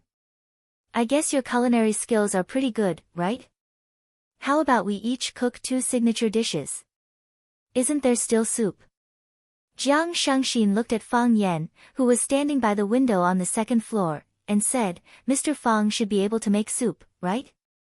No problem. Lu Chaoge said. The fish soup that Mr. Fang makes is superb, you should try it. It's definitely not to be missed. Jiang Shengxin's face was full of smiles and she said, in that case, I can have a good meal today. Fang Yan did not know that he had fallen into the trap of the 2 women. At this time, he was standing on the balcony and calling his grandfather, Fang Hui. Don't always play with the bird. How old are you? Why are you always fighting with a parrot? Fang Yan comforted him. Fang Yan talked to his mother on the phone, and Lu Wan said that his grandfather was in a bad mood these days. The King Kong eagle that he had raised for 3 to 4 years suddenly ignored him. In the past, the man and the bird would have quarreled with each other every day. The King Kong eagle suddenly stopped talking, which made Fang Hui very anxious. He kept provoking it, wanting to hear it fight back as usual. However, the King Kong eagle seemed to have lost its voice. No matter what Fang Hui said or did, it just stared at him blankly without saying a word. Later, Old Master Fang Hui seemed to understand something, and he stopped talking. The man and the bird stared at each other for a long time. This made Lu Wan very anxious, so she called Fang Yan to persuade Fang Hui. So what if I'm old? Old people are not allowed to play with birds. Which family's rule is this? If I don't play with birds, what should I do? I want to hunt bears in the mountains and catch turtles in the sea, but I need him to listen to me. If he doesn't listen to me, where can I go? I can only play with the old bird to kill time. Fang Yan felt bad and said guiltily, Grandpa, why don't I go back and bring you to Huacheng? Didn't you say that? When you were young, you were invincible in Huacheng. Now that you are back in the old place, maybe you can recall your past glory. Is that all right? I will book a ticket back to Yanjing tomorrow. Go, go, go. I am living well in Swallow Dock, why would I go to Huacheng? Let me tell you, I am not going anywhere, you don't have to think about it. Fang Hui refused firmly. Then I will go back and stay with you for a few days. Fang Yan said with a smile. I also want to eat my mom's pork stewed with vermicelli. Fang Hui sighed and said, Fang Yan, don't bother. I know what you are thinking, and I understand your filial piety. But Huacheng is full of things now, you can't leave, and you can't leave. Are you worried that I will become demented like that old bird? Or are you worried that I will leave with it one day? Grandpa, Fang Yan said in a sorrowful voice. His father passed away, Mo Qingdi went missing, and the two closest men to his grandpa left. His father was his grandpa's son, and Mo Qingdi was also his grandpa's son. Although he had never said anything in the past few years, and would never confide in anyone, his heart was just too bitter. He was such a proud man, how could he bear such a blow? In the 3 years that Fang Yan suffered, Grandpa Fang's body became weaker and weaker. No one knew when the oil lamp would burn out. Even a gust of wind could blow him out. Birth, old age, sickness, and death are human nature. Who can defy the heavens? Fang Hui said gently. His words carried the bleakness of the autumn wind and the falling leaves. I don't know how much merit we have to cultivate for the heavens to let us come to this world. Originally, it should have been you going your own way and I going mine, but because we had unresolved grievances in our previous lives, I became your grandfather, and you became my grandson. Fang Hui, have never let down the heavens, and never bow down to anyone. I have trained hard and lived my life seriously. My life has come to an end, and I have lived my life to the end. But your life has just begun. You haven't lived a single Cho Mao Yin yet. You have to continue working hard and don't waste your time on an old man like me. It is too precious.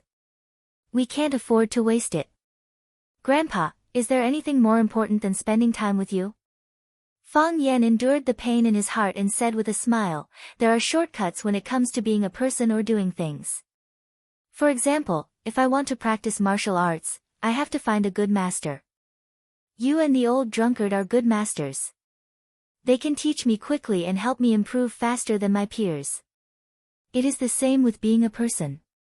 If I want to live a single Cho Mao Yin, I will stay by your side and listen to you tell me about the ups and downs of life. I like the stories you tell me, and they contain profound philosophy. After listening to you for 30 to 50 years, maybe I will become the smartest person in the world. Fang Hui was amused by Fang Yan's words. He laughed and scolded, **T. How many stories do I have to tell you for 30 to 50 years?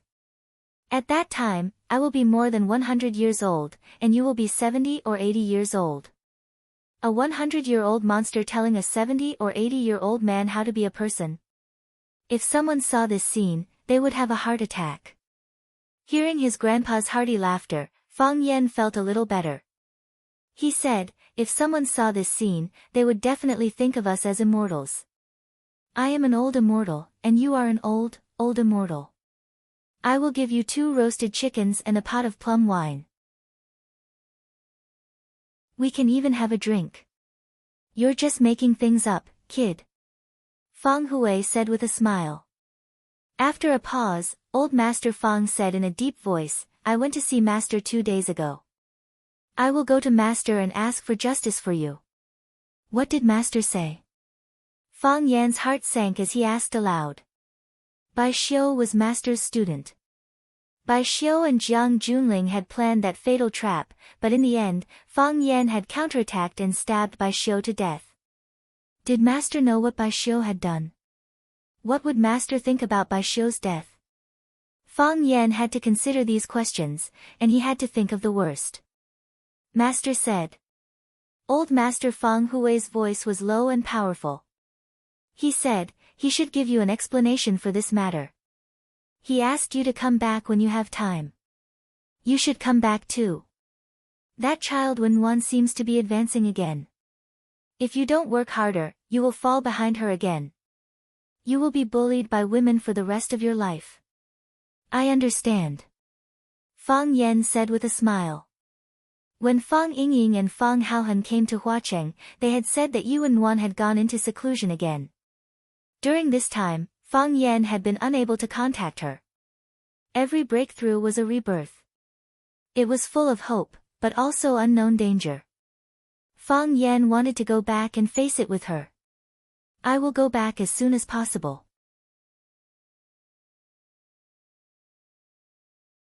Chapter 620. Every moment in the business world will not repeat itself. The next Bill Gates will not develop an operating system, and the next Larry Page or Sergey Brin will not research on search engines. The next Mark Zuckerberg will not create a social network. You have a better starting point, you have better resources, and you are much richer and stronger than they were when they started. Why must you make a cell phone? When Jiang Shangxin heard Lu Chaoge say that Chaoyan Technology wanted to make its own cell phone brand, she looked at her in disbelief and said, the competition in the cell phone market is intense now, and more than 90% of the market is occupied by cell phone giants like Apple, Samsung, and Xiaomi. How much effort will you have to put in as a newcomer? How much attention can you attract? There are countless people who want to overthrow the hegemons, but almost all of them have been wiped out. You could have done something that changed the world. From 0 to 1, Lu Chaoge said.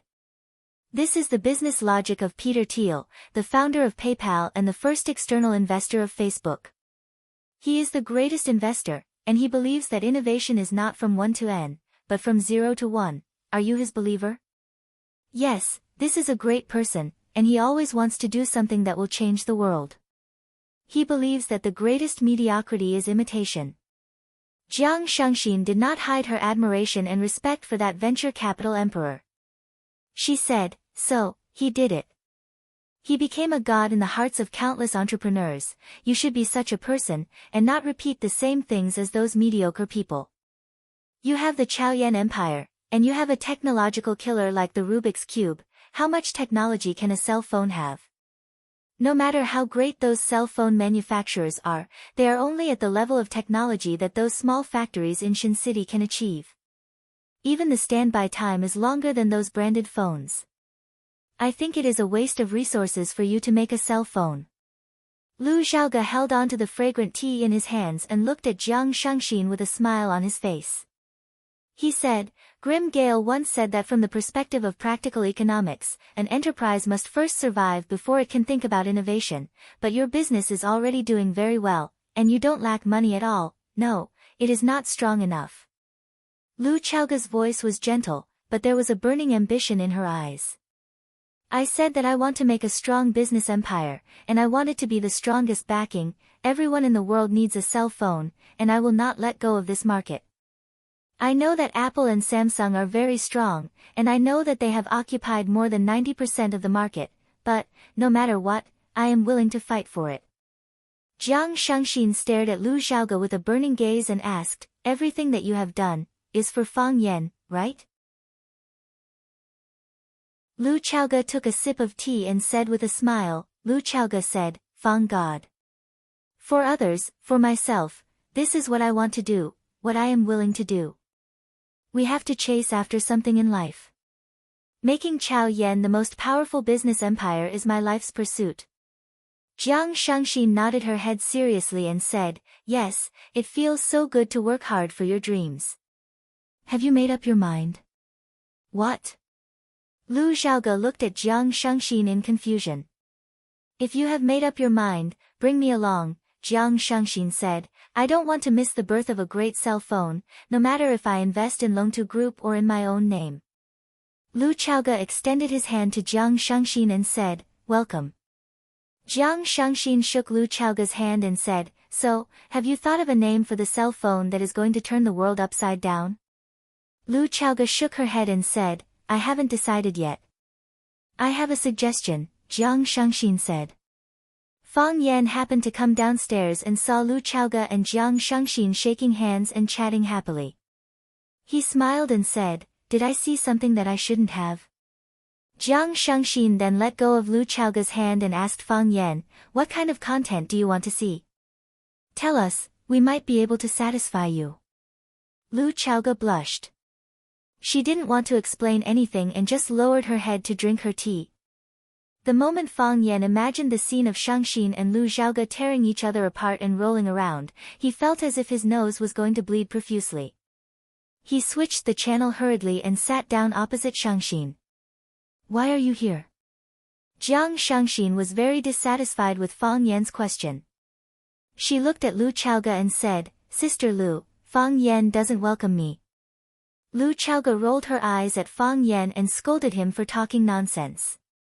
She comforted Jiang Shangxin and said, "Treat this place as your home. Come and talk to me when you have time, Sister Lu is so hospitable, much better than some people," Jiang Shangxin said with a smile. Fang Yan was secretly surprised. Based on his understanding of these two women, this was the first time that they were sitting so close to each other and chatting. In such a short time, they were already addressing each other as sisters. They didn't like each other in the past. "You couldn't wait to fall out with me and I couldn't wait to scratch one of your eyes, okay?" Women's feelings were really inexplicable and frivolous. Lu Chaoga placed the teacup on the coffee table and said to Fang Yan, "Shangxin and I have already discussed it. We will each make 2 of our specialties and we need someone to make a soup." Fang Yan nodded and said, "I will call Fang Yingying in. His tomato and egg soup is very good." Sister Lu said that the fish soup you make is the best. Jiang Shangxin squinted her eyes at Fang Yan and said, "Mr. Fang, we are so busy doing this and that because of you. It shouldn't be a problem for you to make a bowl of soup to reward us, right? Both of you have already discussed it. Do I still have a chance to reject?" Fang Yan said with a bitter smile. Jiang Shangxin made 2 dishes, crispy pork ribs and fried bean skin with oil. Lu Chaoga made her specialties, steamed fish with black bean sauce and tofu with spring onions. Fang Yan made a fish soup. During the meal, Fang Yingying would come in from time to time to take a look. He would praise Lu Chaoga for being more beautiful than 2 hours ago and Jiang Shangxin for having such an outstanding temperament. He would even go against his conscience and say that Fang Yan was gentle, generous, and a good uncle master. Of course, Fang Yan still chased him out. There were a total of 4 dishes and 1 soup. He would only be 80% full even if he ate all of them. If he came in, Qining might also shamelessly follow him in. If the 2 of them were to clean up the place, what would the others eat? After the meal, Lu Chaoga cleared the dishes and Fang Yan accompanied Jiang Shangxin for a walk in the backyard. "Jiang Zhuliu's secretary is now my subordinate. With her help, I can quickly understand the internal situation of the Longtu group. I have talked to all the senior management in the group and roped in a group of people. I have also warned and dealt with a group of people. I have already taken a preliminary control of the situation. Now, the work of the Longtu group is being carried out in an orderly manner." Jiang Shangxin reported some of the affairs of the group to Fang Yan. "However, I am worried about the counterattack of the others. You also know that the Jiang family and the Lan family have just made a large-scale investment in the Longtu group. They still hold a large share of the shares. Although the ratio of the shares held by both of us is the dominant one, if they want to do something, it will still be very disadvantageous to the Longtu group." Fang Yan looked at Jiang Shangxin's thin side profile. He had pushed this woman to a prominent and dangerous position. She had managed to control such a complicated situation in a short period of time. He had to admit that she was extremely strong in terms of temperament and ability. Given time, she would probably become another all-powerful business leader. "You don't have to worry about the Lan family," Fang Yan said. Jiang Shangxin's eyes were filled with joy. She said, "Have you settled the discussion with the Lan family?" Fang Yan shook his head and said, "I have not discussed it with the Lan family." Jiang Shangxin was a little disappointed. However, she did not hide her emotions in front of Fang Yan. She said, "Since the discussion has not been settled, why do you say that I don't have to worry?" "Because I have discussed it with the old master of the Lan family," Fang Yan said with a smile. "When?" Jiang Shangxin smiled again. 3 years ago, when you confronted Jiang Junling, the Lan family chose you. However, the Lan family chose Jiang Junling. Left with no choice, the Lan family could only leave the Lan family and become the laughingstock of the entire Huacheng and the circle of young masters. Many people said that he was stupid. For a guy who had just emerged, he did not hesitate to give up his biggest backing. Without the support of the Lan family, would the Lan family still be the Lan family? What right did he have to become one of the 4 talents of Huacheng? It had only been slightly more than 3 years. Everyone already knew about the accuracy of the Lan family's foresight. Those who had mocked the Lan family are probably thinking of ways to get close to him now, right? The fact that the old master of the Lan family could choose to stand on our side is a huge boost to our abilities. The Jiang family can't hold the fort alone. The Longtu group is no longer at risk. I have not met the old master of the Lan family before. Fang Yan said, however, since we can address him as the old master, it proves that he is a wise old man. If I were him, the best way to get out of this situation now would be to transfer all the shares of the Longtu group that the Lan family holds to the Lan family. In this way, not only will they not lose their face, but they will also be able to preserve their reputation. Most importantly, he has given me a difficult problem that I have to solve. Jiang Shangxin's eyes flickered. She said, he is a schemer. In this case, are you going to accept the shares of the Lan family?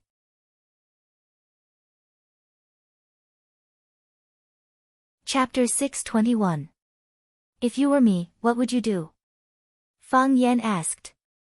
If you accept it, it will definitely make Lanshan Valley feel disgusted. After all, he was the one who stood on your side from the beginning. If you don't accept it, these shares will fall into the hands of Lanshan Valley, which is no different from still being in the hands of the Lan family.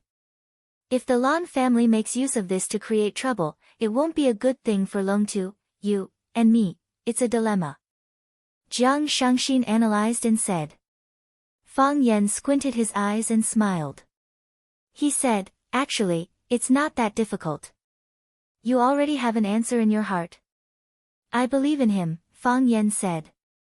Lanshan Valley is Lanshan Valley. Even if he returns to the Lan family in the future, he will still be Lanshan Valley and my friend. Jiang Shangxin's eyes lit up and she said, you're not worried at all? I prefer to turn my worry into confidence in them. Fang Yan smiled and said, this world is full of darkness, but we still have to choose some people to believe in. What about me? Jiang Shangxin asked. Am I someone you trust? Of course, Fang Yan said. Otherwise, why would I still let you stay in Chaoyan's Underground Research Institute until now? You should know what that place means to me and Chaoyan. It's far more important than me pushing you to the front desk of Longtu Group. I understand. Jiang Shangxin nodded solemnly.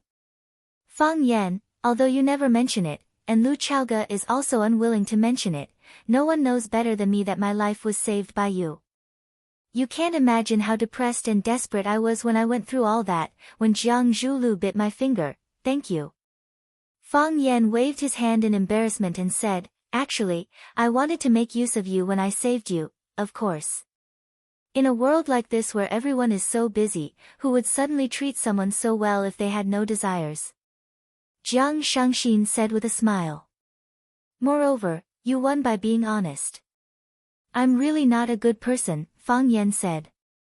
But I'm not a bad person, you are my benefactor, Jiang Shangxin said. That's enough. Women's understanding of good and bad is very vague.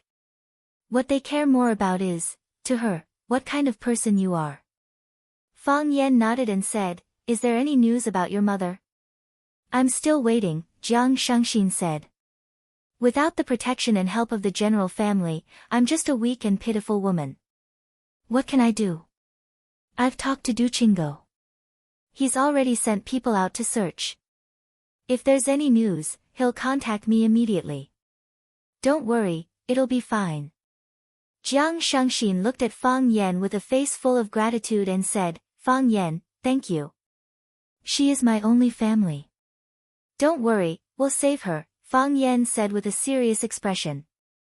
Jiang Shangxin looked at Fang Yan's clear and sincere eyes at this moment and said, I've always wanted to repay you, but I don't know how to do it.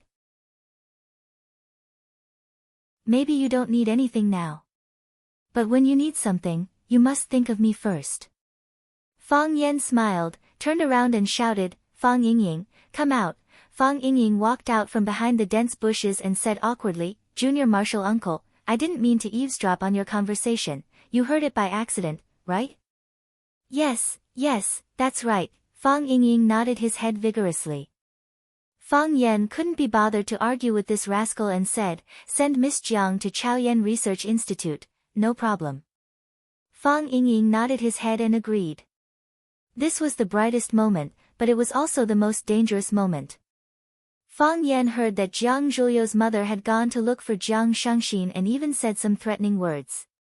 He didn't want anything to happen to Jiang Shangxin, as it would ruin his overall plan. No one was more suitable than Jiang Shangxin to help him control the Longtu group. Even Lu Chaoge wasn't as legitimate as her. Fang Yan, the fish soup you make is very delicious, Jiang Shangxin said, I'll come and try your cooking when I have time. Just once or twice a year. Fang Yan said, I don't usually cook. Sister Lu said that you cook often. Seeing that Fang Yingying had driven Jiang Shangxin away, Fang Yan returned to the living room and saw that Lu Chaoge was washing the dishes in the kitchen. Fang Yan rolled up his sleeves and said, let me do it. A woman's hands are delicate, it won't look good if they get hurt by the detergent. Lu Chaoge rejected him and said, I'm wearing gloves, it's fine. You agreed to make a cell phone with her? Fang Yan looked at Lu Chaoge and asked. Since she wants to join us, Lu Chaoge turned to look at Fang Yan and said, why should we reject her? She is a capable woman, she can help you. Most importantly, I can tell that she really wants to help you. Otherwise, she wouldn't have offered to make a cell phone with me, you trust her? I trust you more. Lu Chaoge said, I believe that she won't betray you after you did so much for her. Which woman can bear such kindness? Fang Yan sighed softly and said, Li Yun's whereabouts are unknown, she is ultimately a threat to us. If they're using her as a card, then let's just wait for them to show their hand, Lu Chaoge said. Compared to a dead person, it's more meaningful to keep her alive. That's right, Fang Yan agreed. There are too many temptations in this world, let's see who can last until the end. Mo Qingdi found that he was surrounded. He was surrounded together with the transparent puppy. Standing in front of them was a group of ferocious white animals. They were the rulers of this land of extreme cold, the snow wolves. Snow wolves are pack animals, they eat and sleep together, they come and go like the wind. Not to mention, no matter if their prey was one or a group, they would always fight together, a bit like humans' shameless style of fighting against a group of them or a group of them. Because of their numbers, as well as their ferocious nature, no one on this land of glaciers, no, not even animals are willing to fight against them. Mo Qingdi met them once in the White Sea, when they were tearing apart an ice bear. Their strong bodies, running speed, and ferociousness in battle left a deep impression on Mo Qingdi. Mo Qingdi used the hermit breath technique to seal his breath and buried his entire body in the deep snow to avoid a direct confrontation with them. Mo Qingdi didn't like eating wolf meat, and he didn't like being eaten by wolves even more. However, he didn't expect that after hiding in this cave, he would still be found by this group of glacier gangsters. Their target is, the transparent puppy. I can't let them eat the ice dragon, Mo Qingdi thought. Even he couldn't bear to eat it, how could he let a group of wolves eat it? With that thought in mind, Mo Qingdi took 2 steps forward. He used his huge body to block in front of the transparent puppy, and looked straight into the wolf lord's crimson eyes. Mo Qingdi's fists were clenched tightly as he pondered over the method and direction of his attack. In the middle of the pack of wolves stood an extremely tall and big snow wolf. Its white fur was longer and its eyes were redder, as if its pupils were filled with blood. Mo Qingdi thought, I'll start with it in a moment. He understood the habits of these animals, they bullied the weak and feared the strong. If he killed the wolf lord first, they would probably scatter in disarray. Mo Qingdi missed his spear a little. If only he could drag it along when he ran for his life during the earthquake. With a spear in hand, the world is mine.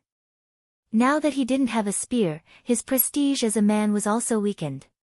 Just as Mo Qingdi was thinking about this, the Wolf Lord's eyes were also fixed on Mo Qingdi.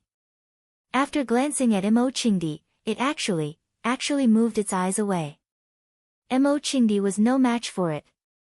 The transparent puppy was very dissatisfied with Mo Qingdi's reaction. Its little feet stepped on the solid ice, and it trotted in front of Mo Qingdi. Mo Qingdi was afraid that the transparent puppy would have some mishap. If it was eaten by these wolves, then he wouldn't have to hesitate about whether or not to eat the transparent puppy. At that time, he wouldn't even have the chance to hesitate. Mo Qingdi had to protect the transparent puppy from harm. So, Mo Qingdi once again stood in front of the transparent puppy.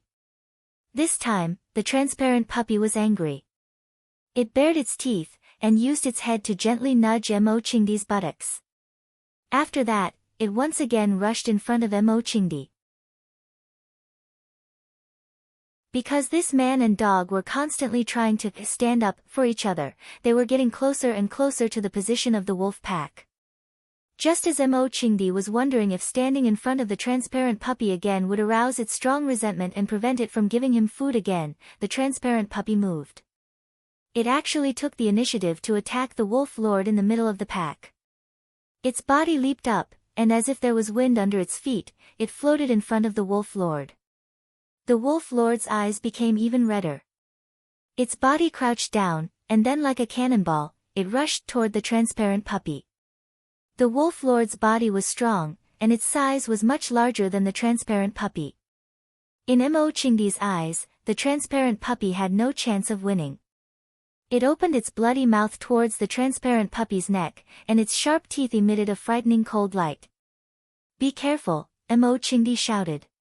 He didn't know what to call its name, but at this moment, the life and death of the transparent puppy made him extremely worried. It was just like how it was Fang Yan, the closest family member to him. In this glacial land, it was indeed his only family. The transparent puppy's neck was bitten by the snow wolf. No, that was just his imagination.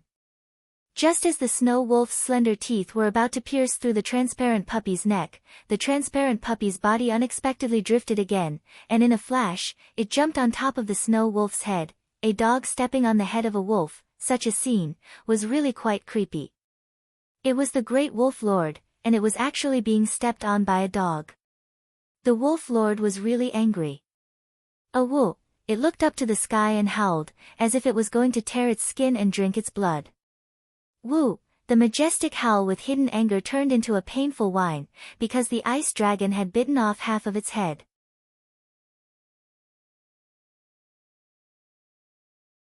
Chapter 622.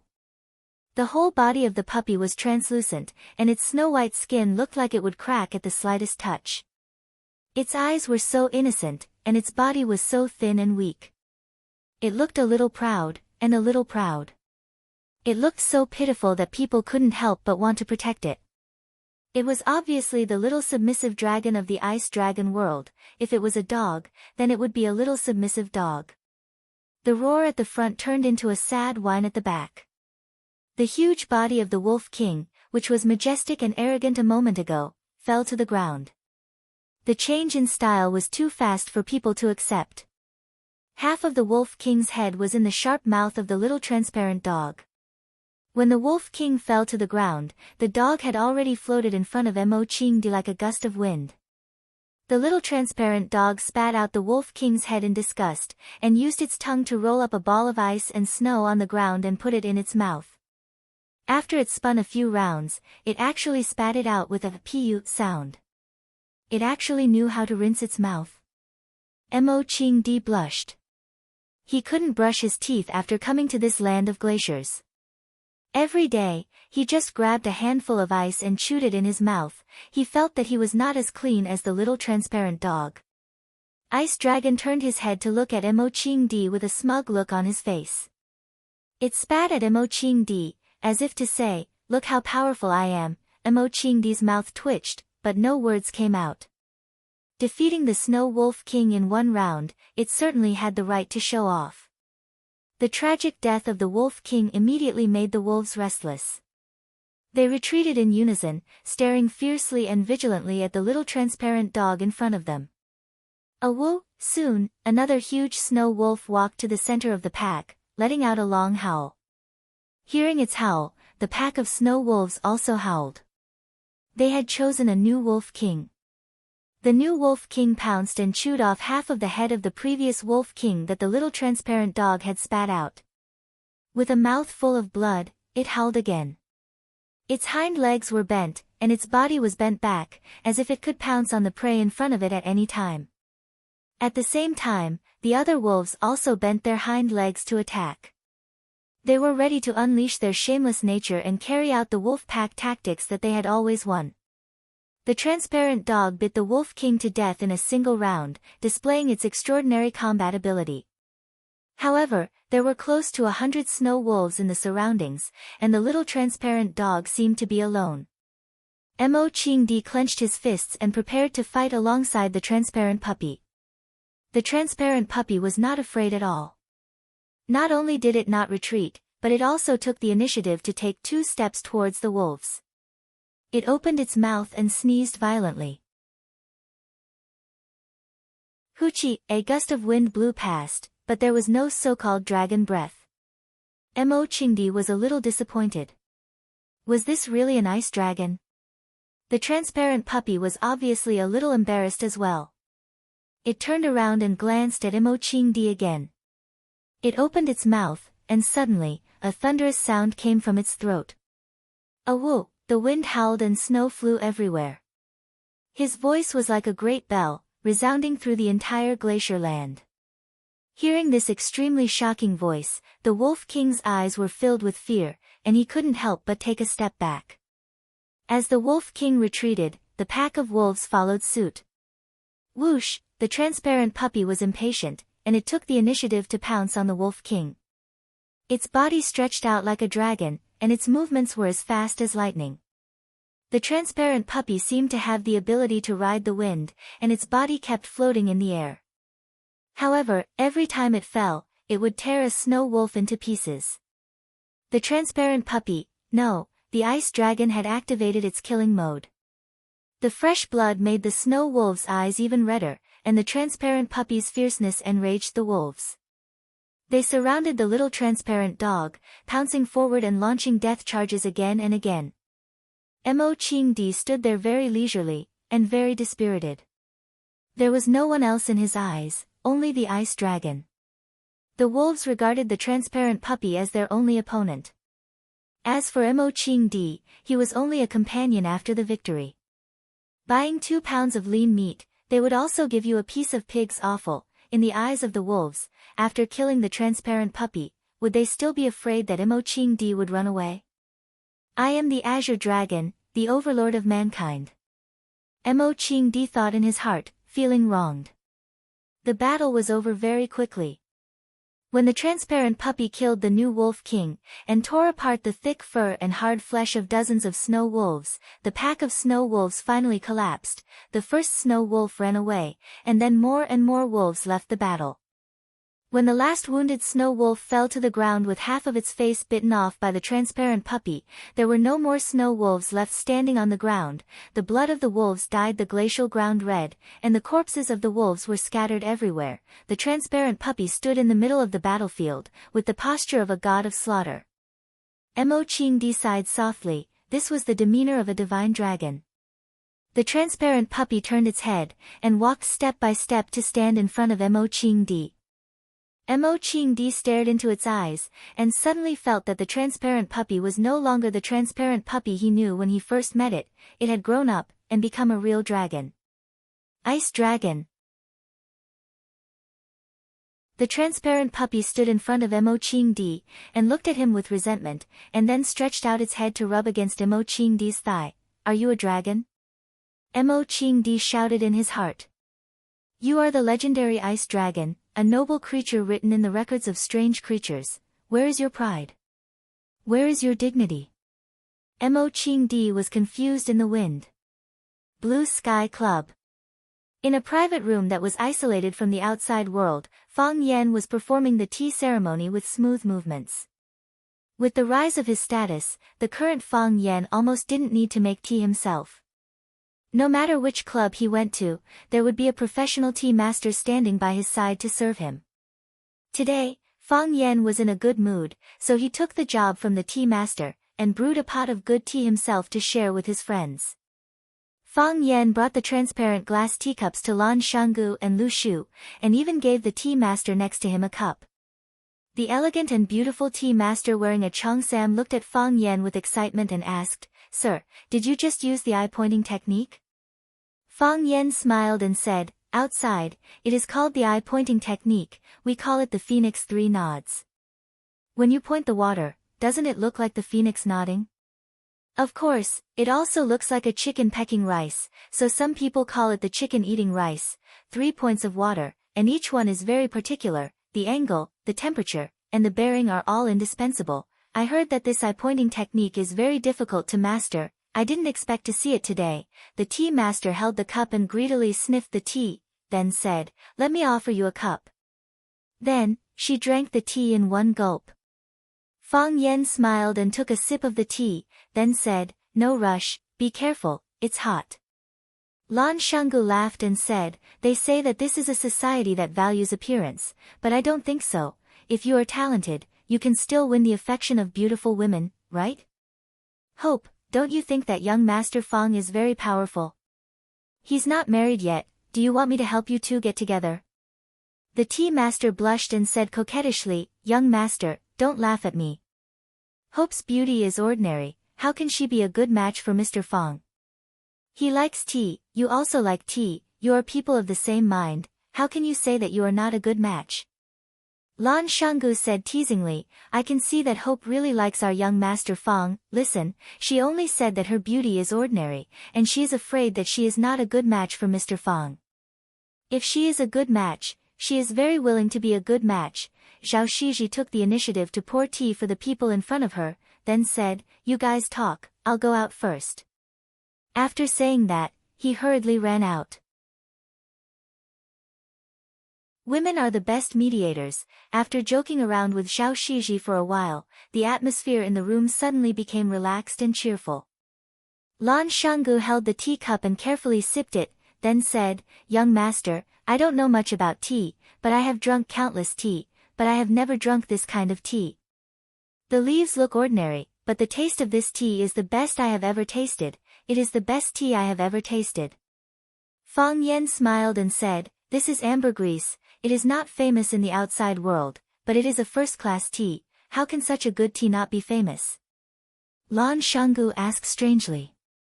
"I will find someone to collect some, and in the future, I will specially provide it to the customers of the Blue Mountain Club." Fang Yan shook his head and said, "No need." "Why?" "There are only 3 mature dragon trees in the world, one is inside the red wall, the other 2 are in the Taoist temple, don't even think about the one inside the red wall, there are countless eyes watching it." "Not enough. As for the 2 in the Taoist temple, don't even think about it. If anyone dares to touch their dragon tree, those old Taoist priests will fight them to the death. Maybe before you even touch the dragon tree, you will be thrown into the deep valley." "It really is the best in the world," Lan Shanggu sighed and said, "Unfortunately, I don't have the luck to see it. I have never seen a dragon tree before, I only stole a little bit of ambergris tea from the Taoist priests, I thought you might not have seen it, so I brought it out for you to try. Isn't this harming people?" Lan Shanggu smiled bitterly and said, "After drinking this ambergris tea, how can other tea be tasted? If I knew this would happen, I wouldn't have drunk it and just drank my big leaf tea, there is no difference if there is no comparison after all." Fang Yan smiled and said, "If you really like it, I will think of a way to get more for you." "No, no," Lan Shanggu hurriedly waved his hand. "This thing is addictive. The more I drink, the more I get addicted. If I get addicted, and young Master Fang suddenly stops giving it to me, then wouldn't my life be worse than death? That's why I don't want something that I can't handle. Young Master Fang, don't you think this makes sense?"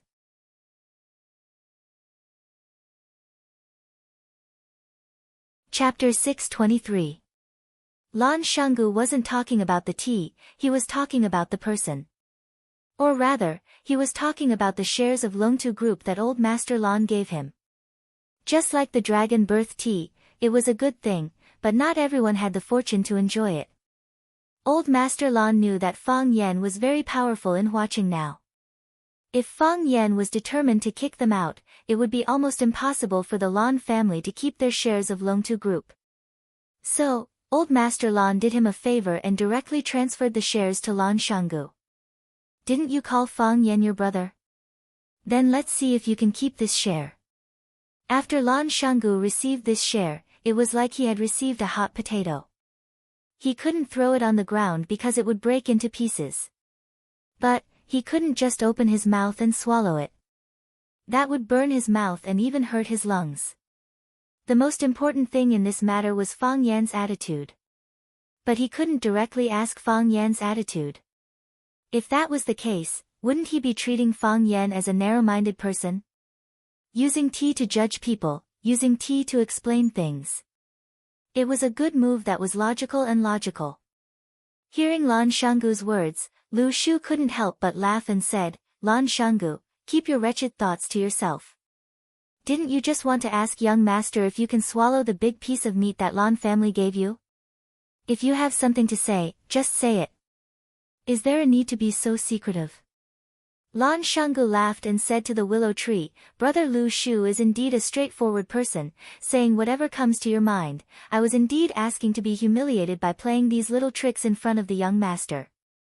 No wonder even Brother Lu Shu couldn't stand it anymore. Since Lu Shu and Lan Shanggu had spoken openly, then Fang Yan had to give a direct answer. Fang Yan looked at Lan Shanggu and asked with a smile, What are you worried about? The smile on Lan Shanggu's face froze. I'm sorry, young master, I made things complicated. I understand your character, but this is still my fault. There's nothing wrong with it, Fang Yan said with a smile. The portion that you obtained originally belonged to the Lan clan. Whether the Lan clan gives it to you or to others, that's their freedom. We are merchants, not enemies. Since they've given it to you, we're Longtu Group's business partners. It's the same as our cooperation on Chaoyan technology. What's there to be sorry about? Young master, I am worried that you will misunderstand my relationship with the Lan clan, Lan Shanggu said honestly. After all, this was a bomb. It was better to take the initiative to explain it to Fang Yan. How can blood ties be severed so easily? Do you think that you and the Lan clan are no longer related to each other in my eyes now that you and the Lan clan have separated? Fang Yan narrowed his eyes as he sized up Lan Golu. On the contrary, you will make me wary and vigilant. If you treat your own parents and family like this, how good can you be to others? Young master, the Lan clan is your home in Lan Golu. It's natural for you to have connections and cooperate with them. I won't be so heartless to the point where you have to make a choice between me and your family. Do those women who do such things have a good ending? You don't have to do something like not going home for 3 years anymore. That doesn't prove your loyalty, it only proves that you're cold-blooded and heartless. I know what you're worried about. Your worries are unnecessary. Since the Lan clan's old man has transferred that portion of the shares to your name, then you should accept it properly. I'm happy to see you accept it, and I also want to congratulate you. Young master, I was wrong, Lan Shanggu apologized sincerely. I've underestimated you. You're more forgiving than I thought. It's not my money, why should I be forgiving? Fang Yan said with a smile. Lu Shu's eyes sparkled. He looked at Lan Shanggu and said, Congratulations, you've inexplicably gained such a large sum of money. Lan Shanggu glanced at Fang Yan and said to Lu Shu, Brother Lu, are you interested in playing with young master in the energy industry? Lu Shu instantly understood what Lan Shanggu meant. He smiled and said, Of course I'm interested. Unfortunately, I don't have the chance to enter. Lan Shanggu smiled and said, I got those shares for free anyway. Why don't we split them in half? Lan Shanggu received Fang Yan's forgiveness and immediately helped him win people's hearts. Now, Fang Yan owned more than half of Longtu Group's shares and controlled the management of Longtu Group. Lan Shanggu received the Lan clan's gift and became Fang Yan's partner again. Only Lu Shu was an outsider. Longtu Group had nothing to do with Lu Shu. Lan Shanggu gave half of his shares to Lu Shu to thank Fang Yan and also to help Fang Yan rope in Lu Shu and the Lu clan behind Lu Shu. If Lu Shu accepted Lan Shanggu's proposal, then the three parties would once again be tied together by benefits. Did he have a reason to reject? I'm more than happy to accept something that doesn't require money, even brothers should settle accounts clearly. I'll still accept the money, but I'll pay you according to the price when the Lan clan bought the shares. How about it? You've gotten a great deal, right? For the willow tree, it was indeed a great bargain. First, the Lu clan finally had the opportunity to enter the energy industry. Everyone knew the future development trend of the energy industry and the market potential of the energy industry in the future. The earlier they entered, the earlier they would have the right to speak in the future world. If it wasn't for the energy industry, the Lu clan wouldn't have made such a risky move with Lu Chaoga's aunt. How would Lu Shu fall into Fang Yan's hands and be injured to this extent? Second, he and Lan Shanggu could be more closely tied to Fang Yan's warship. Advancing and retreating together, sharing benefits. The two largest energy industries in Huacheng were Chaoyan Technology and Longtu Group. The big brother and the second brother were natural enemies. Previously, the two companies were indeed at loggerheads. But now, both Chaoyan Technology and Longtu Group had almost fallen into Fang Yan's hands, that was to say, Fang Yan had almost monopolized the energy industry in Huacheng.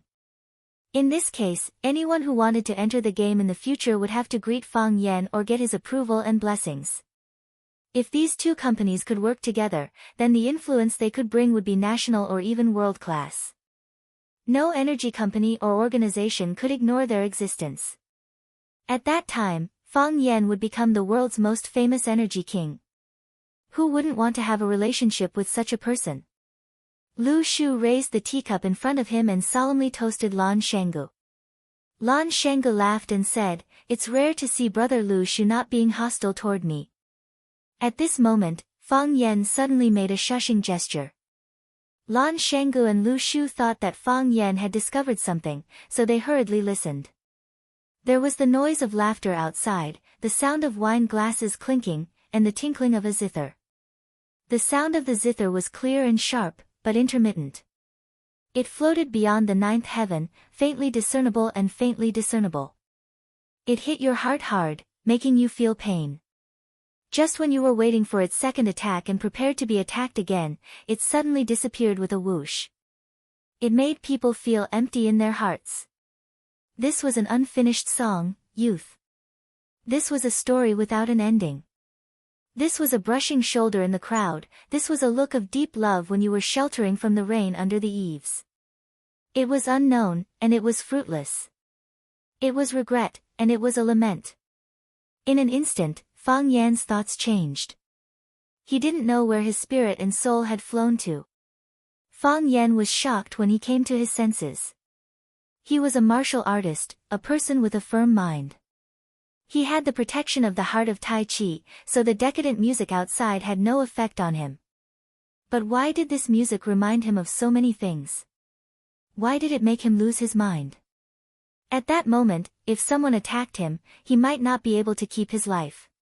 Fang Yan looked at Lan Shanggu and Lu Shu and found that they also had dull expressions. They were obviously immersed in their own memories of the past. Their willpower wasn't as strong as him, so it was even more difficult for them to get out of this music. This was a magical music that could confuse people's minds. When the music entered the ears, the entire world around them disappeared. When the music ended, they returned to this noisy and chaotic world. Lan Shanggu's face was full of fascination. He said, "Who played this song? It's really rare to hear it in this world. I'm not afraid to say it out loud, but just now, I suddenly remembered my first love in middle school. Although I have long forgotten her name. I thought I had long forgotten about this person. It turns out that some things have always been hidden in the bottom of my heart. Lu Shu also remembered many old memories, but his personality was gloomy now and he didn't like to talk much. I don't know who played this song, Lu Shu said. Such a wonderful person, no matter what, we should make friends with her. Lan Shanggu nodded and said, I really don't know when the Blue Mountain Club recruited such a brilliant musician. Wait a moment, I'll find someone to ask. No need, Fang Yan said. Lan Shanggu and Lu Shu looked at Fang Yan curiously. Lan Shanggu asked, Master, you're not interested in her? I already know who it is. Fang Yan said, only her music can make people's souls leave their bodies and become intoxicated. I can hear the celestial music, but I can't see the celestial being.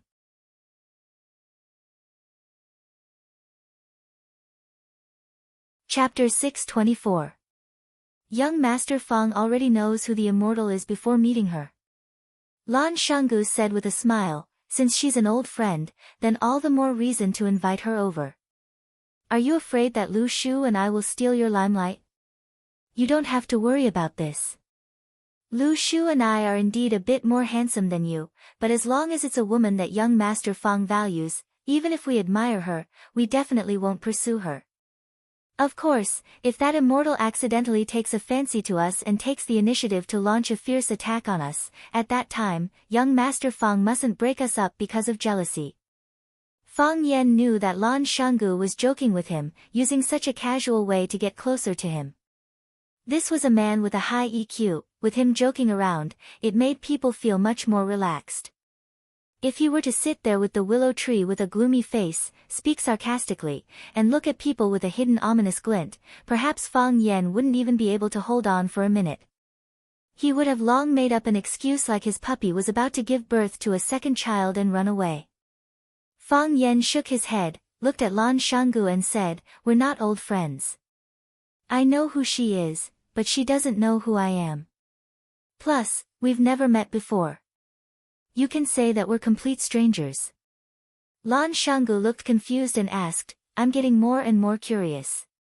What kind of person could make young Master Fang fall in love with her so much? I know that the women around young Master Fang are all beauties. Ordinary people can't enter your eyes. Someone who plays classical music. If there really is such a person, then it can only be that legendary figure. There's only one person in the whole of Huaxia. I'm afraid I won't have the luck to meet her in this lifetime. That person. Fang Yan said with a smile. Lan Shanggu's eyes widened and said, one of the 7 addicts of Huaxia, Lu Qi. That's right. Fang Yan nodded with a smile. When I was in Beijing, I was fortunate enough to hear one of her performances. I only heard the music but didn't see her. However, it was enough to be unforgettable. He subverted my understanding of music and magnified all kinds of positive and negative emotions hidden in the bottom of my heart. It made it difficult for people to extricate themselves from the past. Some were sad, some sighed, and even more wept. My voice lingers for 3 years. When I first heard the sound of the zither, I didn't have such a strong feeling. But towards the end, I once again fell into an uncontrollable mood.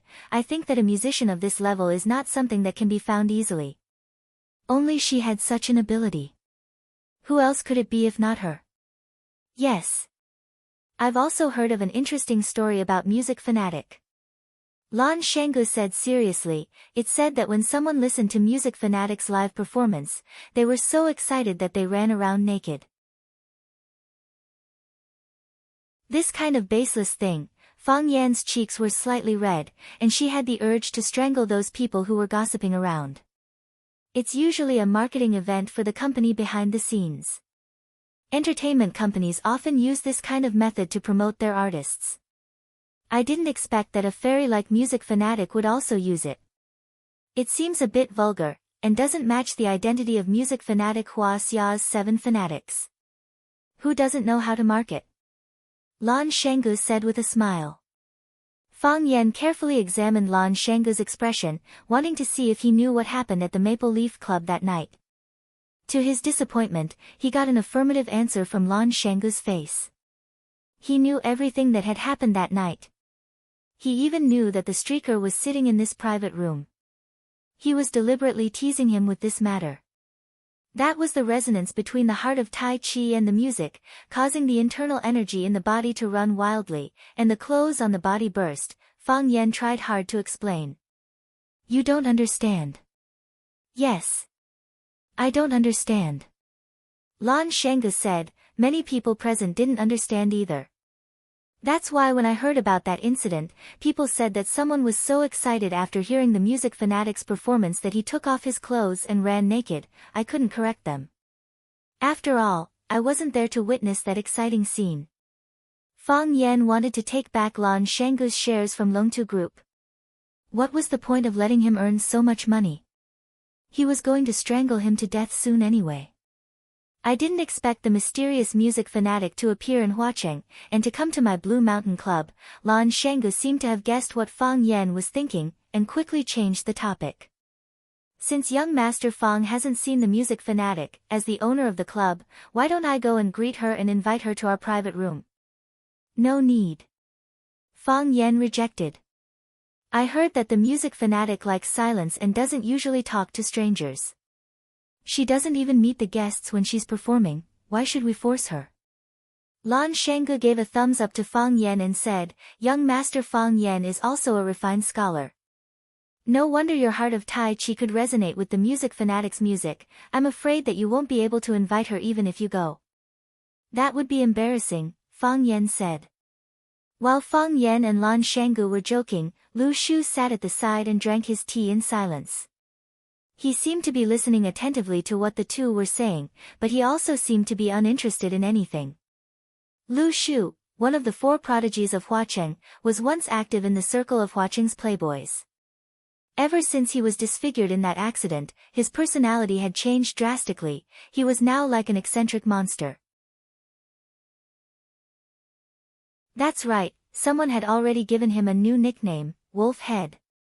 After 3 steeps of the ambergris, just as Fang Yan was about to get up and leave, there was a commotion outside the private room. Who was the one playing the piano just now? Come out and let me see. Come out, we'll be greatly rewarded. I hope it's a beauty. If it's an old lady, it'll ruin our mood.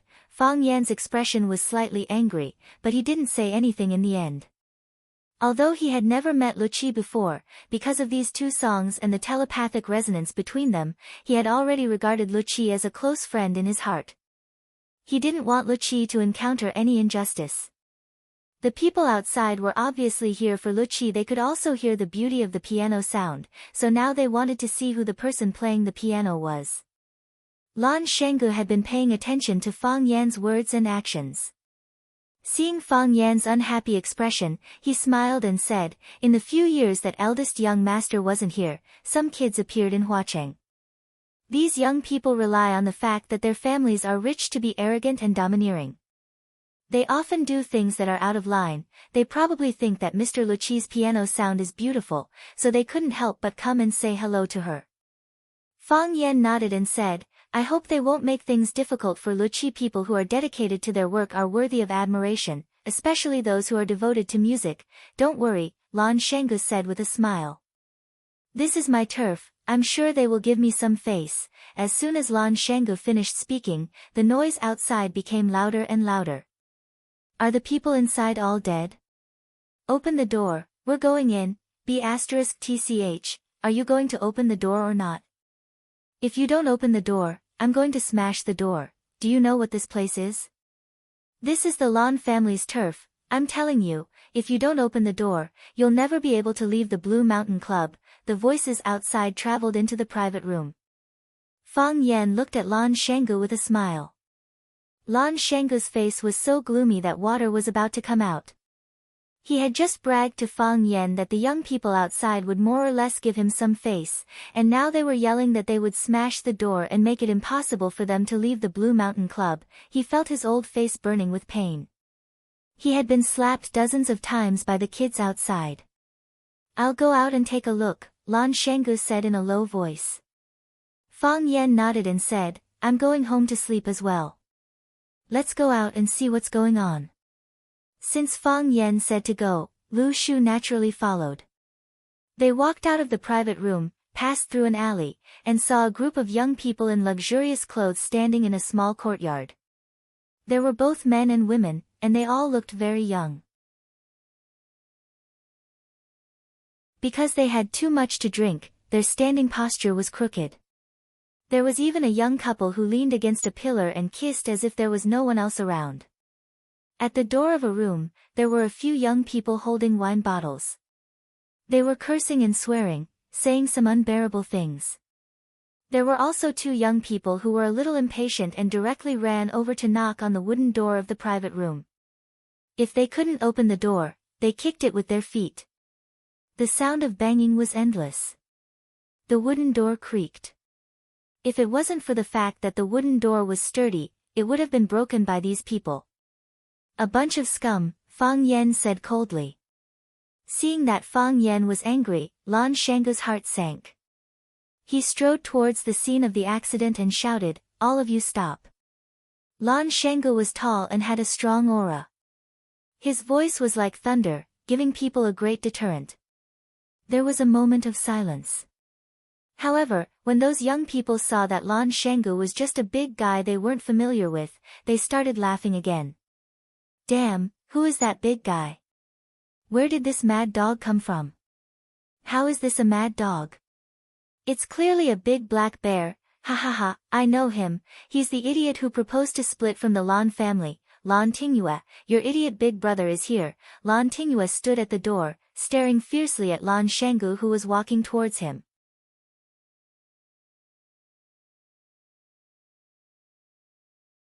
Chapter 625.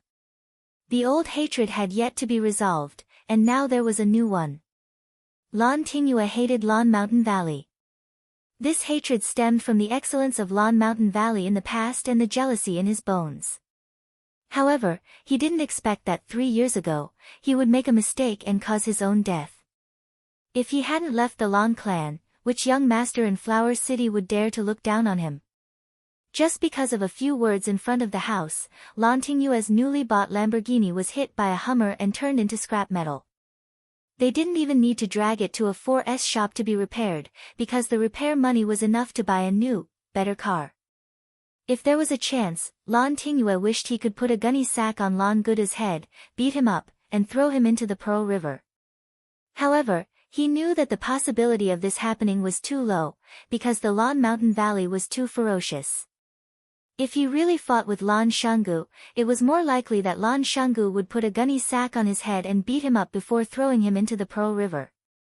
Although Lan Tingyue didn't like Lan Gulu, he liked the Blue Mountain Club established by Lan Gulu. It gave him a sense of security. He could proudly tell others that this was the Lan family's territory. Of course, the staff of the Blue Mountain Club did treat him like a master. Today, when Lan Tingyue was drinking with his friends in the outfield, he suddenly heard a very strange sound of the zither. They didn't know what was going on. After hearing the sound of the zither, all the friends present felt uncomfortable. However, even when they were in a bad mood, they still hoped that the music would not stop. While they were hurt and looking forward to it, the sound of the zither slowly disappeared. Their hearts were filled with regret. How could these young people understand the beauty of regret? Lan Tingyue immediately summoned a club member who was familiar with him and asked him where the sound of the piano came from. The club member would not hide anything from the cousin of the big boss. Therefore, Lan Tingyue took this group of second-generation masters of Zihua City to find the person who played the zither. He called the door, but it didn't open.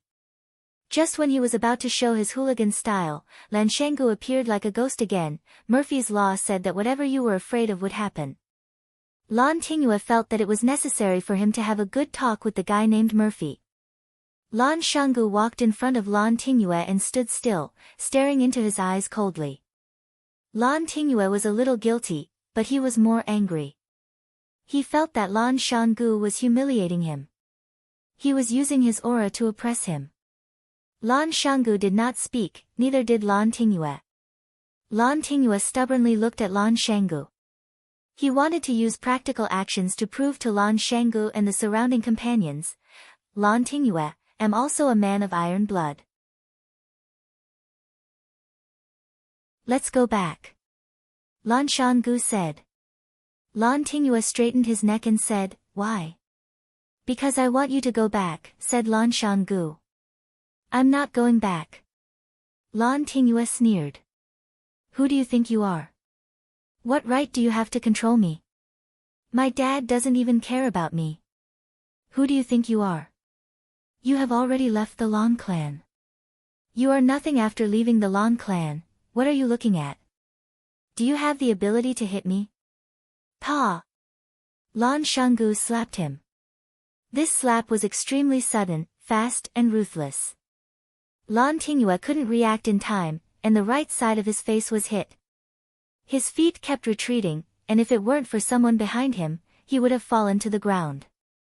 Lan Tingyue covered his face and wanted to curse back, but Lan Shanggu had already rushed over and kicked him. Clang! Lan Shanggu's stomach was kicked. His body couldn't support it anymore, and he rolled to the ground with a companion who was behind him. Their bodies collided. Lan Tingyue's head hit the hard stone steps. His forehead broke a piece of flesh, and blood seeped out. The companion behind him was even worse off. Half of his waist was hit by the stone steps, and he felt like his body was going to break in half. Lan Tingyue only felt dizzy, and his eyes stared at Lan Shanggu timidly, afraid that he would go crazy and charge at him again. "You dare to hurt people for no reason?" A middle-aged man with amber tortoiseshell glasses on his nose stared at Lan Shanggu with unfriendly eyes. Tortoiseshell was highly toxic and couldn't be eaten, but it could be used as medicine. Its effect of clearing heat and detoxifying was comparable to that of rhinoceros horn. It was an expensive traditional Chinese medicine that had the miraculous effect of clearing heat, detoxifying poison, calming convulsions, and lowering blood pressure. Tortoiseshell glasses could relieve eye fatigue, and keep one's brain cool and clear at all times. Of course, these glasses were also extremely expensive and hard to find. The middle-aged man pointed at Lan Tingyue and said, "This is my brother. No one has ever dared to hurt my brother." Lan Shanggu squinted his eyes and sized up the middle-aged man, and said, "You don't look familiar, are you from outside?" "Magic City's Qinjingua." Qinjingua?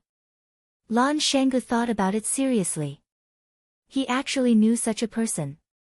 He said, "Tiandu Real Estate's Qin family." "Who is Qin Shuer to you?" "That's right. Qin Shuer is my father." "So you're the son of Magic City's real estate tycoon. No wonder you dare to come to our watching to stand up for others." Lan Shanggu laughed and said, "I did hit him. What can you do to me?" "Lan Shanggu, I know you. You used to be one of Huaqing's 4 prodigies, and you swaggered around for a while. Later on, Huaqing's 4 prodigies became Huaqing's 4 unlucky. That Lu Shu was disfigured, and he wore a wolf mask all day like a beast. He was neither human nor ghost, and lived worse than a dog. And that Jiang Zhulu was an idiot. Not only was his reputation ruined by the police, but he was also accused of poisoning his own father, and your Lan Shanggu, you've become the laughing stock of the entire circle. You didn't hold on to such a big tree like the Lan family, and actually made such a stupid decision to split from the family. What happened in the end?" From then on, he disappeared from the upper-class circle of Huaqing. The spokesperson of the Lan family also became Lan Shonua, except for the elusive Mei Yi. The once dazzling 4 prodigies of Huaqing were either disfigured, imprisoned, or in decline. "Lan Shanggu, if I were you, I'd have killed myself long ago. How could you still have the face to appear in front of others?" "That's right, I've never seen such an idiot. Lan Shanggu, who's your new master? When are you going to let him come out for everyone to see?" "Lan Shanggu, I heard that you're crying to go back now. I'm afraid the Lan family won't want you anymore, right? So he's that big idiot. My brother often talks about him, he's such an idiot." It had to be said that Qin Jingua, who came from Charm City, was very familiar with the history of Huaqing's 4 prodigies.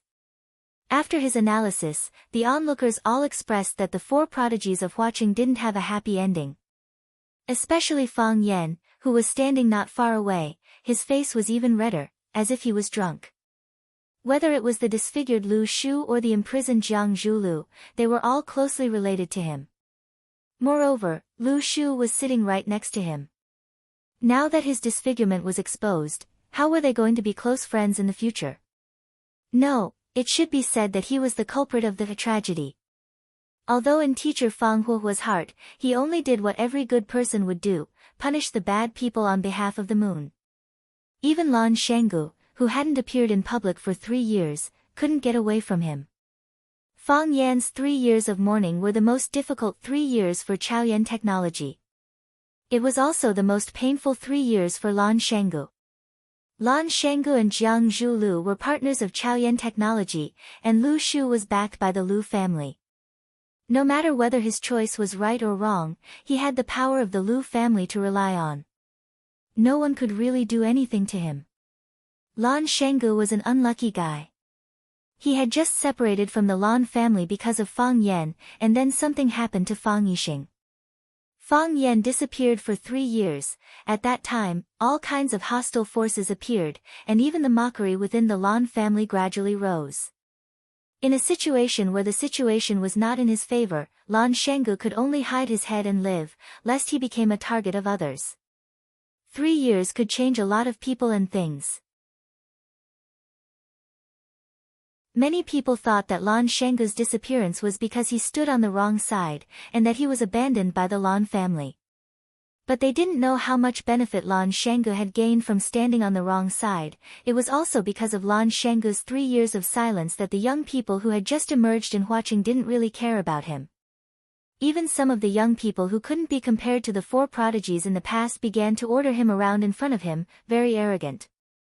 Chen Jinghua came from Shanghai, and his background was extraordinary. He and Lan Tingyue got to know each other overseas, and after he came back, they visited each other more frequently. Lan Tingyue was embarrassed to say that he was hit by Lan Shanggu's car in order to save face, but he was beaten up by his cousin in front of so many friends. This was really embarrassing. Chen Jinghua wanted to stand up for his brother, so he naturally had to step on Lan Shanggu. After hearing Chen Jinghua's words, Lan Shanggu laughed out loud. He pointed at the willow tree on the wheelchair in the shadow and said, "That person is the one you said is neither human nor ghost, one of the 4 unlucky spirits of Flower City, Willow Tree." Lu Shu snorted coldly, very dissatisfied with Lan Shanggu's introduction. However, he stared at Chen Jinghua fiercely, like an animal that had been completely provoked.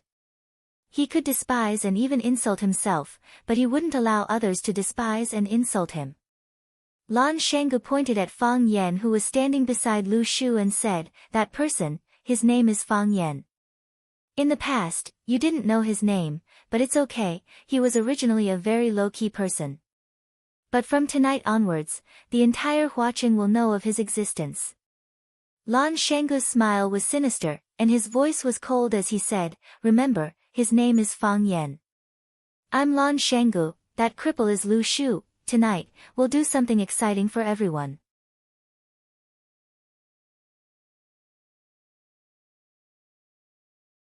Chapter 626. Something hot-blooded and exciting? What hot-blooded and exciting? When they heard Lan Shanggu say that he, Fang Yan, and Lu Shu were going to do something hot-blooded and exciting tonight, everyone had a bad feeling. Lan Shanggu's expression was so flamboyant, even a little arrogant. This was very different from his previous low-profile and forbearing personality. His tone was so calm and natural, with a sense of pride and confidence that he was in control of the whole situation. Until now, some people remembered that the Blue Mountain Club was under Lan Shanggu's name. He was the leader of this land, the king of everyone. If he wanted to make people unhappy, it wasn't a difficult thing to do. Lu Shu had been sitting there with an indifferent expression all this while. Even when others scolded him for being a disfigured monster wearing a wolf mask, or even a beast that was neither human nor ghost and lived worse than a dog, other than his pupils constricting slightly and the red blood vessels in the whites of his eyes becoming redder, he did not show any extreme reaction. He was like a bystander, a witness. Everything that happened today had nothing to do with him. But now, Lu Shu had the desire to speak. Lan Shanggu. His voice still carried a strong sense of mockery, as if he didn't like anyone or anything. He's not willing to be lonely. He wants to prove to Flower City that he's back, that he's the final victor. This person's personality has always been so radical. Fang Yan's sharp eyes looked at Lan Shanggu, who was standing in the middle of the crowd, but the smile on his face was somewhat calm. He didn't seem to care about what Lan Shanggu was about to do, and he didn't care about the results. Originally, I thought that we could wait a little longer, at least until the Longtu group becomes a whole in our hands, until we put all the meat on our plates, until we eat the roasted duck into our stomachs. Fang Yan replied softly, but, since Lan Shanggu feels that today is the best time, and this is the best place, then let him stand up and make a declaration. Let him tell everyone in Flower City that we're back. It was also to let those enemies, detractors, belittling people, and neutral onlookers understand this matter. We are the final victors, and we will soon rule over Flower City. Lu Shu looked at the side of Fang Yan's face in astonishment. This was a gentle man, a refined man, a man who would not say such arrogant words as "I am the only one in the world," even when he was using violence. He had never heard Fang Yan say something like that, saying that they were the final victors and that they were going to dominate Flower City. Needless to say, this kind of feeling was really quite exciting. Do you think it's strange? Fang Yan asked with a smile. There were a few accidents, the willow tree said. This has always been your goal, it was an inn on your way. You have been working hard towards this goal, but you have never said that you didn't want to become the ruler of this city. Fang Yan grinned and said, I've never thought about becoming the ruler of this Flower City. What I've obtained today isn't the goal I've been working so hard for. I'm not afraid of you laughing at me for saying this. When I returned to Swallow Dock 3 years ago, I even wanted to go back to Flower City after the new year and quit my job as a teacher at Rosefinch Secondary. I wanted to go back and be with a very barbaric but also very beautiful girl. In the morning, I accompanied her to practice martial arts on the Green Mountain 1-foot platform. In the evening, I accompanied her to watch the sunset by Stone River. At night, I took her for a walk in the alleys of the village. I fed the cats and dogs. Whenever I had the chance, I would secretly touch her little hand. She dedicated her life to martial arts, so I wanted to dedicate my life to her and martial arts. I wanted to see what the human limit was, and how far the heart of Taiji could go. I wanted to cure Grandpa's leg, I wanted to avenge the old drunkard. Fang Yan turned to look at the willow tree and said, Look, which one of these things isn't important? Which one of them isn't more important than becoming the ruler of this Flower City? It's too important, 100 times more important than me standing here today. However, God wasn't satisfied. He felt that this game was too monotonous and boring, so he kept adding plot twists and turns. In the end, he turned me into such a... Fang Yan hesitated for a while, then finally used a more appropriate word to describe himself, a yuppie, if given a choice, who would be willing to compete with others in shamelessness and shamelessness. Fang Yan looked at the willow tree and asked, Did you remember everything I said? I did, the willow tree nodded and said. Very good. Fang Yan squinted his eyes and smiled, saying, If you have the chance to see Yiro, you must tell her what I said. The power of words of love spoken in person and words of love from someone else's mouth are very different. The willow tree sighed softly and said, I suddenly regret one thing. What is it? If I heard what you said earlier, if I knew you were such a person. The willow tree reached out to touch the wolf mask on his face and said, Why would I want to be your enemy? Why would I want to be your enemy? Bad person. Yes, I was indeed a bad person at the time. But bad people also need friends. This is fate, Fang Yan said. Then my life is really bitter, the willow tree sighed. Ever since he met Fang Yan, his life went from the lowest point to the highest point, but did he gain more or lose more? This kind of question would swallow his heart every sleepless night. Lan Shanggu clapped his hands, and a group of tall men dressed in black surged into this independent courtyard.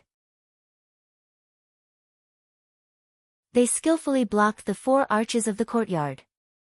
Without Lan Shanggu's permission, no one could go out. There was a commotion at the scene. Many people were worried that these men in black would attack them. Someone took out a phone from his pocket, preparing to call the outside world for help. A man in black ran in front of Lan Shanggu and asked in a low voice, "Young master, do you want to put away your phone?" Lan Shanggu sneered and said, "No need. Let them come." Even Lan Tingyue, whose head was bruised, crawled up from the ground, found his phone and began to call for help. In his eyes, the current Lan Shanggu had become a complete lunatic. Chen Guojing didn't call for help. If he did so, it would be showing weakness to Lan Shanggu. Someone like him, how could he show weakness like others? Chen Guojing laughed loudly, looked at Lan Shanggu and said, "Lan Shanggu, why did you seal this place? You don't want us to go out? If you really dare to make us stay, I'm willing to be an unwelcome guest here. This place has good food, good girls, good scenery. I really don't want to leave so quickly." Chen Guojing turned to look at the young masters who were making calls and said, "What? Are you afraid that young Master Lan will starve everyone to death?" "Don't worry, our young Master Lan is a famous person in Huacheng. He won't do things like murder or arson. If one or two of us really die, he won't be able to get away with it, right? Why don't you open your eyes and take a look? Where are we standing right now? This is the Blue Mountain Club. This is young Master Lan's place. If he doesn't take responsibility, who will?" After listening to Chen Guojing's words, everyone thought that it made sense. Even if this was Lan Shanggu's place, he could do whatever he wanted. Could he kill or starve his brothers to death? Thinking of this, they were like balloons that had been filled with air, and suddenly became aggressive again. "That's right. Lan Shanggu, what do you want to do to us? Do you want to scold us or kill us with your eyes? Lan Shanggu, I'm warning you, based on what you did tonight, we can charge you with imprisonment and restriction of personal freedom. Lan Shanggu, I've already called the police. If you're smart, hurry up and apologize to us. If we're in a good mood, maybe we won't stoop to your level." Lan Shanggu turned to look at Fang Yan, chuckled and said, "Do you know why I can't wait to do this? These bastards just don't remember the pain. They're born to be despicable. If you talk to them nicely, they'll think that you're easy to bully, that you don't have a strong background, that I'd be letting you down if I don't bully you, so you came to please me, only by beating them up so that they remember that we beat them up, that every bone in their body hurts when they see us, then they'll talk to us nicely and maintain the respect they deserve." Chen Guojing's face was full of mockery as he said, "Lan Shanggu, I'm standing here today, I don't believe. What can you do to me tonight? Lan Shanggu, I'm in Xinyang, I'm standing here today, I don't believe, that you dare to beat me up? Lan Shanggu, I'm Li Xiaohua, my father is Li Xinhui, if you don't beat me up today, you're my grandson." "Pfft, I don't want a grandson like you." More and more people stood up. They were all young people, and they all thought they were respectable young people. They were surrounded by Lan Shanggu, bullied by Lan Shanggu, and this stimulated their arrogance and courage. They were prepared to fight to the death with Lan Shanggu. Lan Shanggu didn't disappoint them. He waved his hand, smiled and said, "Don't beat them to death."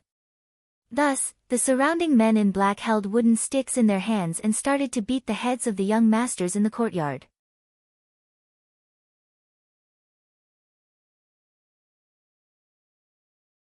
Chapter 627. Lan Shanggu said, "Don't kill," which meant that he was willing to bear all the consequences other than killing people.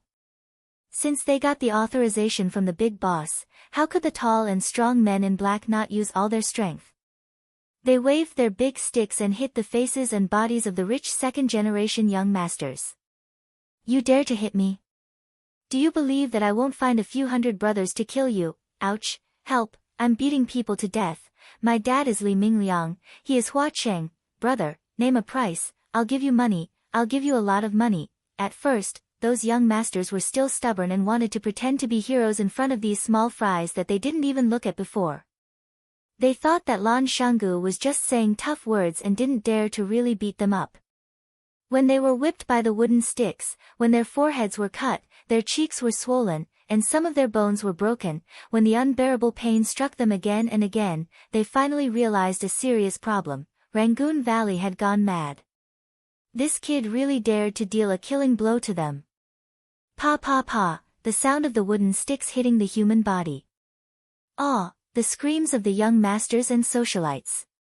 Whether it was the young master of the Zhang family or the young lady of the Li family, whether it was a man or a woman, as long as it was those guys who wanted to smash the door, they were attacked indiscriminately by the men in black. Of course, the women still had some advantages.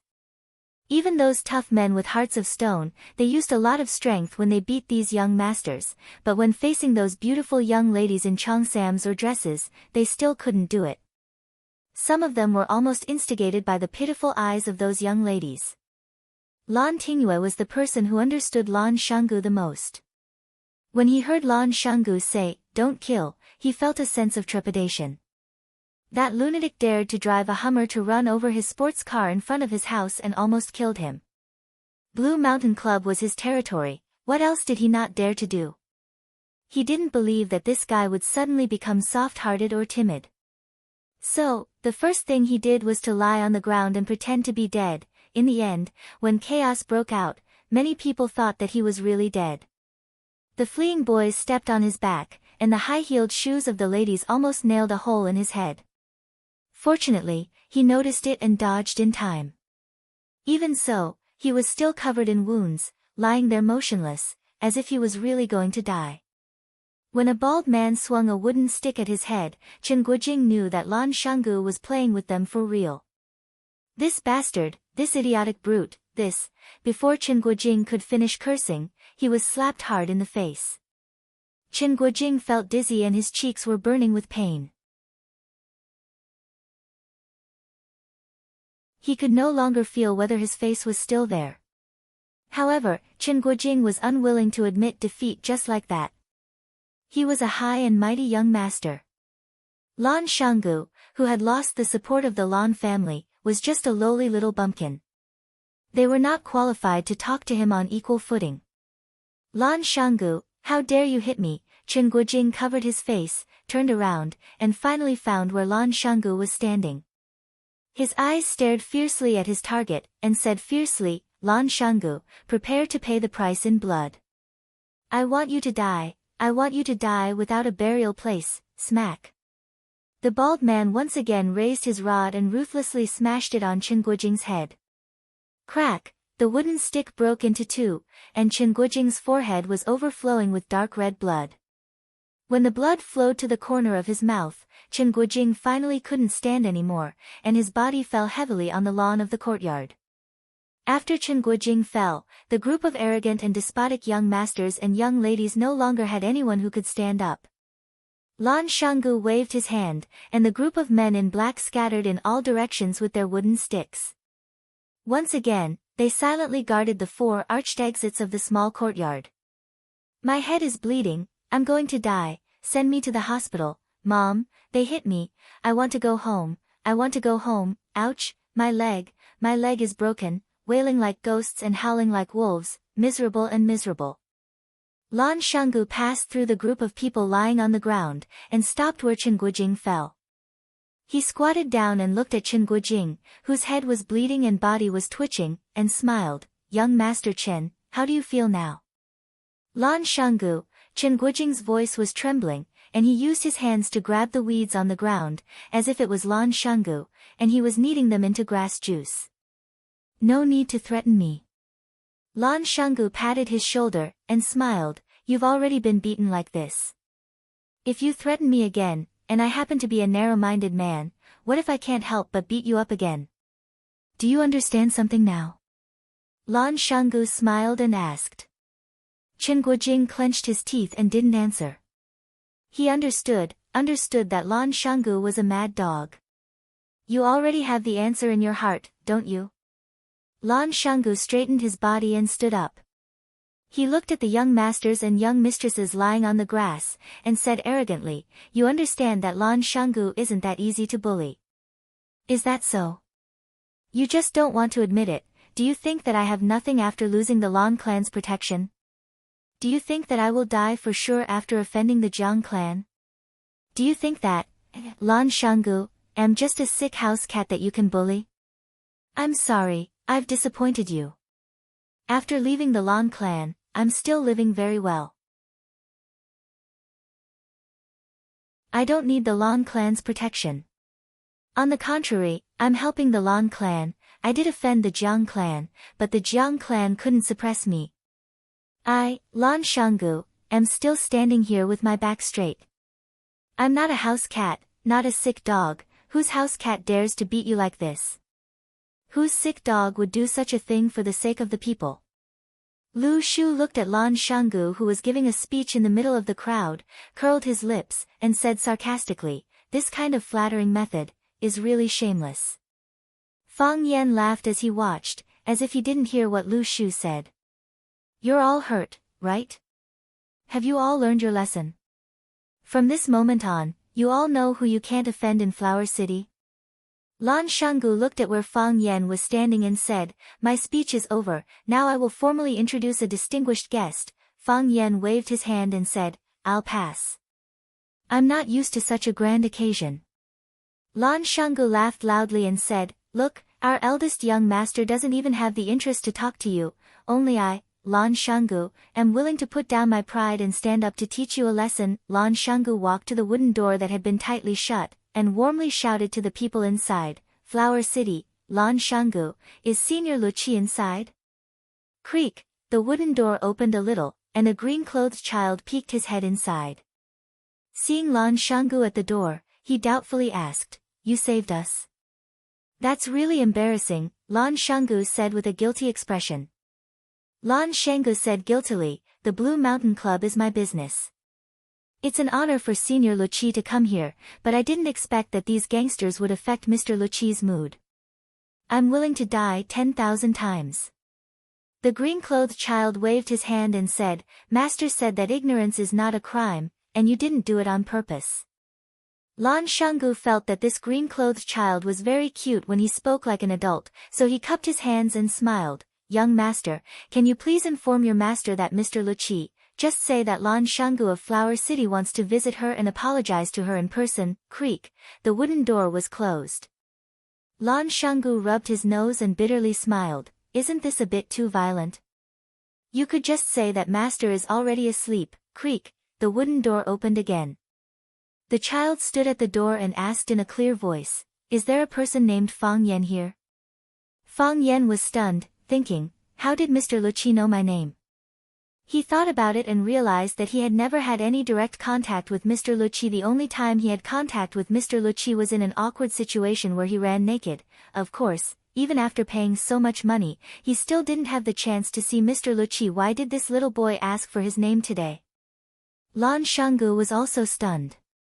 He thought that Fang Yan's words were too insincere.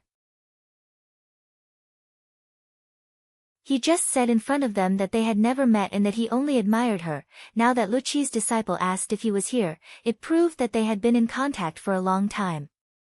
Lu Shu was suspicious, so he also had the same thought. Why did Fang Yan deny his relationship with Luqi in front of him and Lan Shanggu? If they were already familiar with each other, why did he say that they had never met? What kind of truth was he trying to hide? Could it be that Luqi and Fang Yan were lovers? "Hey, I'm asking you a question." Seeing that no one answered, the child couldn't help but shout, "Is Fang Yan here?" Lan Shanggu turned to look at Fang Yan, and Fang Yan nodded to him. Lan Shanggu looked at the child and said with a smile, "Fang Yan is here. May I know why you are looking for Fang Yan? Invite him in." Seeing that Lan Shanggu and Fang Yan were exchanging glances, the child's eyes had already shifted to Fang Yan. His small body bowed 90 degrees to Fang Yan and said, "Master wants to see him." Lan Shanggu's mouth was full of bitterness. He wanted to see him but couldn't, but Mr. Luqi took the initiative to invite Fang Yan. Was he destined to be a supporting character? Fang Yan hesitated for a while, then took the initiative to walk toward Luqi's room. The green-robed child stepped aside and said, "Mr. Fang Yan, please." "Thank you." Fang Yan thanked the green-robed child. Lan Shanggu also wanted to follow behind Fang Yan to take a look at Luqi. In the end, the green-robed boy blocked him with his leg.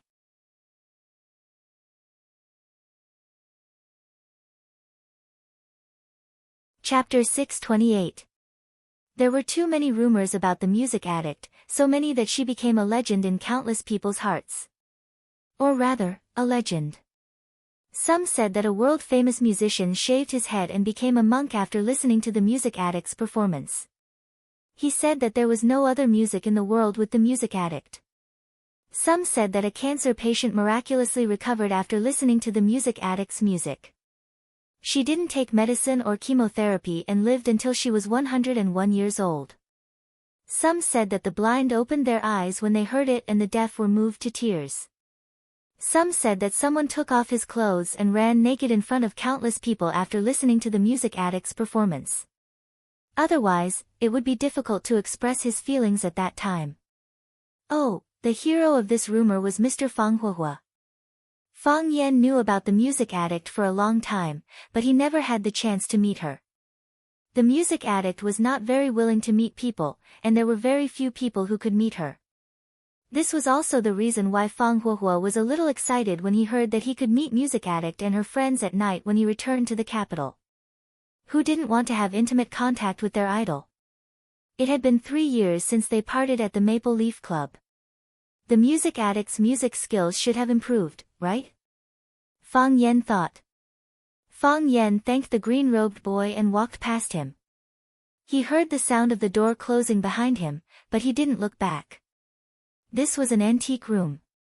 Most of the furniture and walls were made of various kinds of wood. It was simple but not simple. Every decoration was unique. Every one of them had a great background and was worth a fortune. He couldn't see her, but he could smell the fragrance of flowers.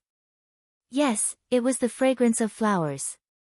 There were roses, lilies, peonies, lilacs, hyacinths, and some unknown flowers. The room was filled with pots of flowers. The flowers were blooming, and their fragrance assailed the nostrils. It made people feel like they had entered a flourishing garden. The room was very big, and it was divided into 2 rooms. One was the outer hall, which was used to entertain guests. The other was the inner room, which was used for guests to rest. A screen that imitated the along the river during the Qingming festival painting separated the inner and outer rooms. Fang Yan stood outside and looked into the inner room. He did not know if he should walk in directly, or if he should ask first. Just as Fang Yan was hesitating, a low flute sound came from inside the room. They were like goose feathers, like flying cotton, like fine threads, like clouds and mist, and they were so thin that they were almost inaudible. If Fang Yan wasn't so close, he might not even have heard the sound. Fang Yan's mind was instantly attracted by the sound of the flute. He released all of his mind and grabbed towards the sound of the flute. He wanted to get closer to it, he wanted to hear it more clearly. The harder it was to possess, the more he would miss it. The sound of the flute was like a woman, a charming woman that made people toss and turn restlessly. The sound of the flute gradually died down. Fang Yan's heart felt empty. He really wanted to ask if there was more, or curse out loud, F***ck, it just started and it's already over. Can't you let me enjoy it? However, he resisted the urge and waited quietly. He believed that this was not the end, but only the beginning. Sure enough, Fang Yan's guess was not wrong. Suddenly, the sound of the flute suddenly soared into the sky. It was sharp, loud, and resounded through the night sky. This time, not only Fang Yan could hear it, but the people at the door could also hear it. The people in the courtyard could also hear it. Those who were drinking could hear it, and those who were flirting could also hear it, as if the entire flower city could hear it. Fang Yan turned pale with fright. What kind of music had such a strong penetrating power and vitality? He knew that this sound couldn't be heard by the entire city, but the soaring momentum it displayed made people feel that nothing could stop it. Time, space, distance, and any other factors. Between heaven and earth, there was only the sound of the flute. Different from the previous 2 performances, the rhythm this time was very cheerful and joyful. It was like a girl in love, like a young man who lost his virginity, like an uncle who won a prize, like an old man who held the hand of widow Wang at the head of the village. Everyone listened with joy, and everyone couldn't help but smile. The corner of Lu Shu's mouth that was hidden behind the wolf head mask slightly raised. Lan Shanggu laughed without a care in the world. Lan Tingyue, who had just been beaten, grinned. When he smiled, the wound at the corner of his mouth was pulled. Chen Guojing, who fell to the ground, also squinted his eyes and smiled. The blood on his forehead kept flowing, but his smile became more and more brilliant. Others were also laughing. Those men in black who had beaten people were laughing, and those young masters and ladies who had been beaten were also laughing. Everyone had thousands of reasons to be happy. Their bodies floated in the clouds, as if there was nothing in the world that should be worth worrying about. Fang Yan was also laughing. As he laughed, a horrified expression appeared on his face. He had discovered something very embarrassing and dangerous. His heart of Tai Chi once again spun for no reason. There was no danger, and no consciousness. It just followed the rhythm of the music, like a wild horse that had run away from its reins. The sound of the flute became louder and louder, and the mood became more and more joyful.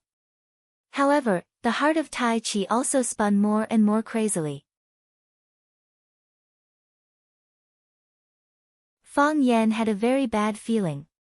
He knew that according to this trend, he was afraid that the heart of Tai Chi would enter a state of out of control again. His dantian had begun to burn, and his body had become hot. It could be foreseen that the scene of running naked again was about to happen. It stopped at the happiest point, and stopped at the highest point. When the sound of the flute brought everyone's mood to the highest point, it suddenly stopped when everyone was laughing the most happily. The sound of the flute disappeared. There was no warning, and there was no gradual cycle. It could come and go as it pleased.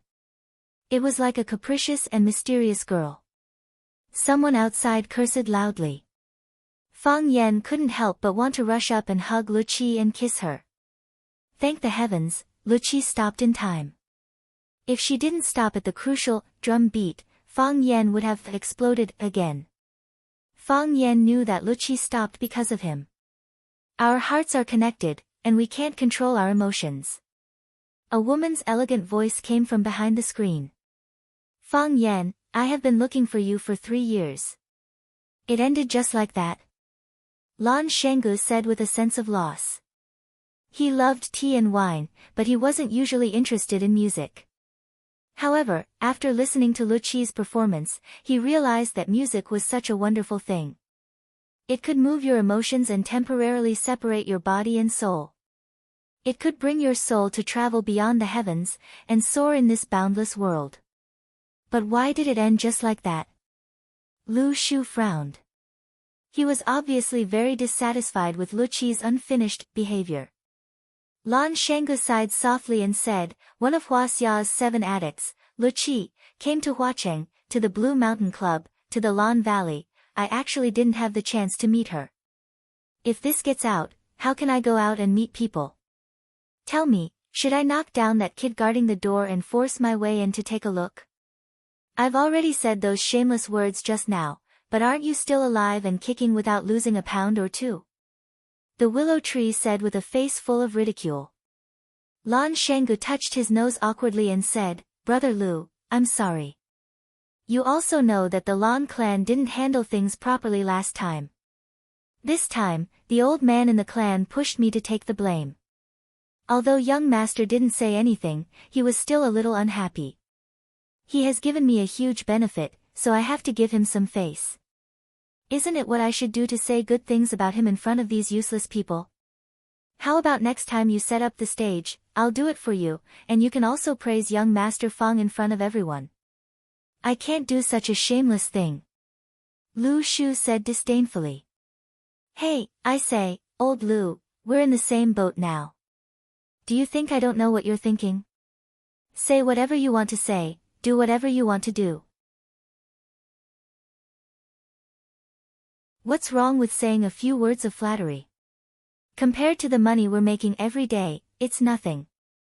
Besides, what do you need to be shameless? Do you still have that thing? Lan Shanggu, Lu Shu roared.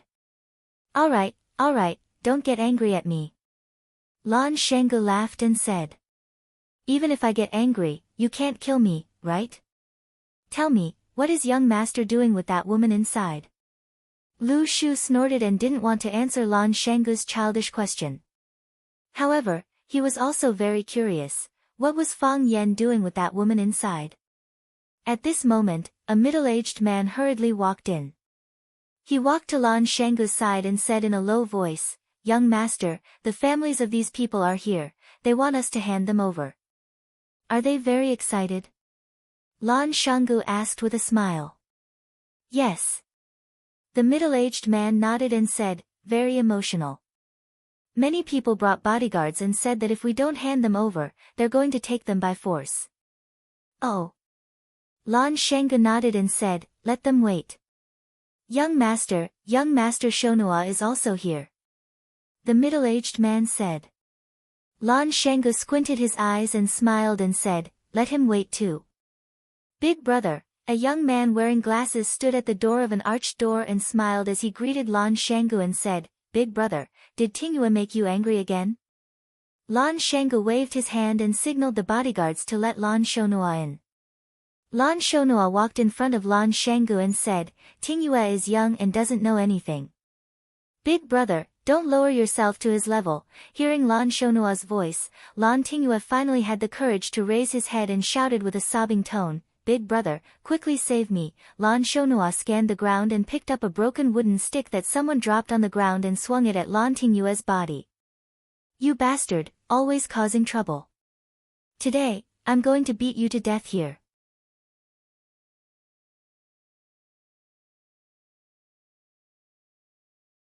Chapter 629. Lan Shonua used half a stick to beat Lan Tingyue's face. Lan Tingyue's nightmare that had just ended began again. He clutched his head and wailed, begging for mercy. "Big brother, don't hit me, I'm going to die. Big brother, spare me, I know I was wrong." If there was a ranking list, Lan Tingyue could be chosen as the most tragic person in Huaqing today. Which heavenly king and great immortal did he offend? First, he was beaten up by his cousin. When his own brother came, he thought a savior had come. Was there a savior who would beat someone to death like this? Lan Shangu stood at the side and watched coldly. When even he felt that Lan Shonua was too heavy-handed, he stopped him. "Shonua, forget it. He's just a child who doesn't know any better. Who would lower themselves to his level?" Lan Shonua once again raised the wooden stick and smashed it against Lan Tingyue's back twice. Only then did he stop, panting heavily. "Normally, I have taught him to be humble and cautious, to know his place and not to do anything illegal. Big brother, what wrong did this kid do today?" Lan Shangu looked at Lan Shonua with a ruminating gaze. "You don't know what he did, so you swung the stick to hit him. Anything that can make Big brother angry is naturally not a good thing." Lan Shonua looked as if he was thinking from Lan Shangu's perspective. Lan Shangu sighed softly. "Shonua, it's been a few years since we sat together to drink and chat, right?" Lan Shonua nodded. "Big brother has been busy, so I didn't find the time. It's not that there's no time or opportunity, but there's a gap between us," Lan Shangu said. Lan Shonua's expression froze, then instantly returned to normal. He smiled. "Big brother Shangu, why do you say that? I've always treated you as my most respected and admired big brother. Something like a gap has never appeared in my heart." "Really? You're not secretly happy that I ran away from home? You're not happy that you've taken over the position of successor? You're not worried that I'll come home and take away everything you have now?" "Big brother, I've never thought like that," Lan Shonua said with a serious face. "If I have such a thought, let me be struck by lightning." "Bullshit. Being struck by lightning is the biggest bullshit," Lan Shangu sneered. "If I could control thunder and lightning, I'd throw a bolt of lightning and split anyone who said such a thing in half. You know you're lying, and neither the sky nor the lightning will strike you. So, you swear as if you're drinking plain water, and you don't have any psychological burden?" Lan keeps his promise. "I can be honest with you. You occupied my previous position, and I felt uncomfortable. I asked Grandpa to let me take care of the Lan family, but he didn't agree. This was what I was thinking. Moreover, I can also tell you that if I want something, I will try my best to get it. I will do it openly and above board. Who doesn't have a bit of selfishness? He was a saint without selfish motives. Are you a saint? Of course not. Do you know what Grandpa said to me when I went back? Lan Shanggu looked at Lan Shonhua and asked. I wasn't there, I don't know. Lan Shonhua's mental fortitude was excellent, but under the aggressive attacks of Lan Shanggu, he had a hard time defending. He once again experienced the ability and strange thoughts of his big brother. He asked me about Jiang Zhulu. I told him it was true. Grandpa was furious. He said that although tigers are fierce, they don't eat cubs. How is this behavior different from beasts? Grandpa also said that father and son killing each other and brothers fighting each other is a tragedy. He didn't ask anything of us except that we don't kill each other. Lan Shonhua, do you think you can do that? Lan Shonhua broke out in a cold sweat and said, I can do that. Let us brothers compete fairly. We won't regret it. Good brother. Lan Shanggu hugged Lan Shonhua's shoulder and said with a smile, this is a good man of the Lan family. Big brother, Lan Shanggu looked at Lan Tingyue lying on the ground and said, Shonhua, please take Tingyue back first. I still have some things to discuss with them. Big brother, don't be rash. When I came in, there were already many people gathered outside, Lan Shonhua sincerely advised. Lan Shanggu patted Lan Shonhua's shoulder and said, Shonhua, don't worry. I know what I'm doing. Lan Tingyue's voice was mournful and shrill. It traveled out of the small courtyard and into the distance. Even the parents and elders who came to take their children home were shocked when they heard it. What kind of punishment was their children suffering inside? Thinking of this, their anger rose rapidly.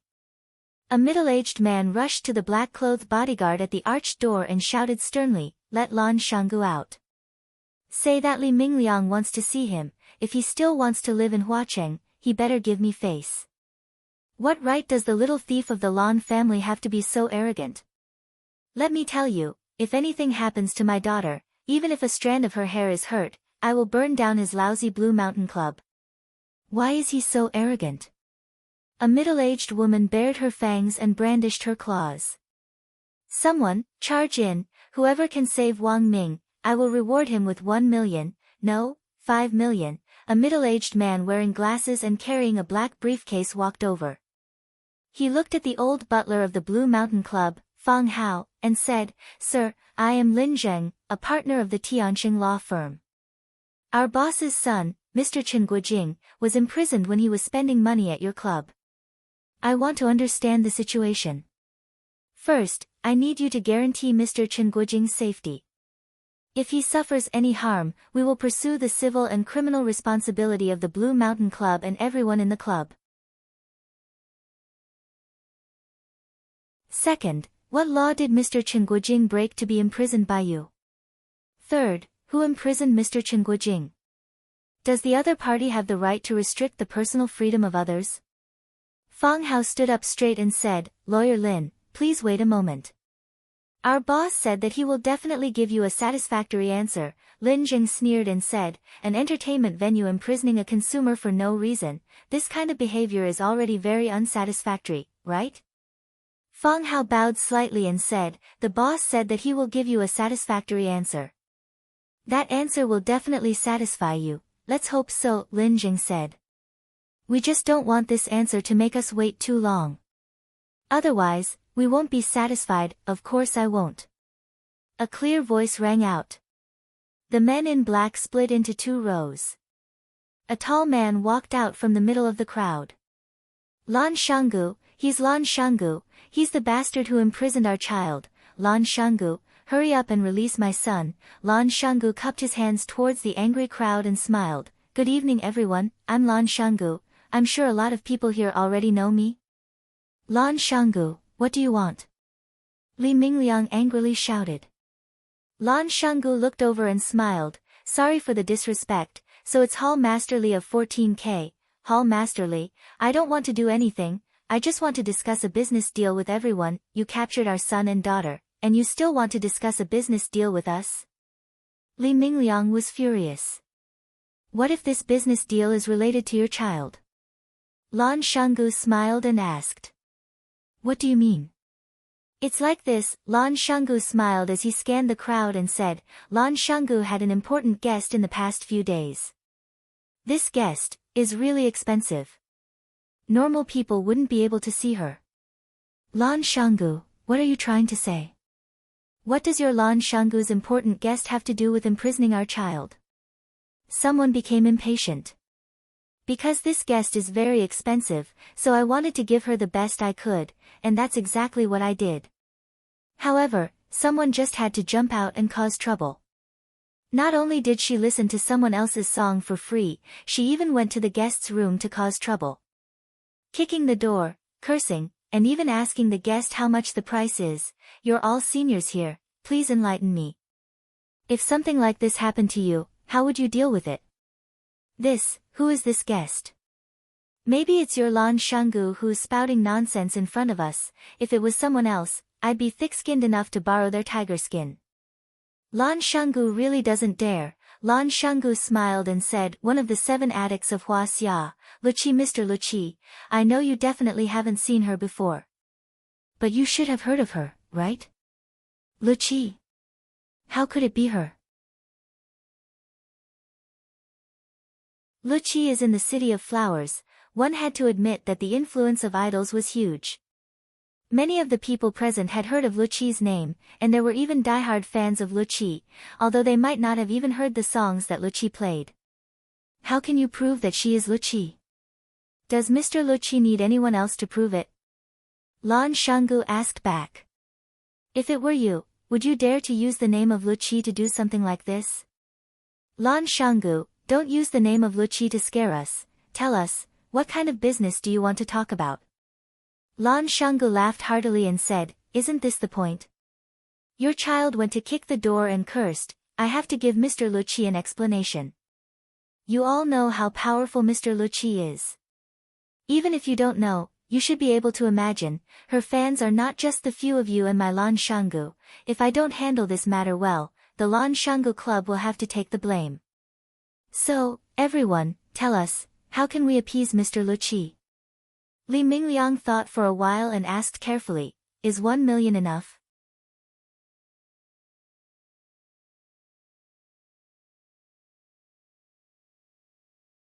Chapter 630. A person's name was like a tree's shadow. One of Hua Xia's 7 addicts, music addict. Even if most people wished to meet her, they would never have the chance to hear her perform. However, Music Addict was famous and had many followers. If Music Addict were to get angry, her fans would definitely tear those who dared to offend her into pieces.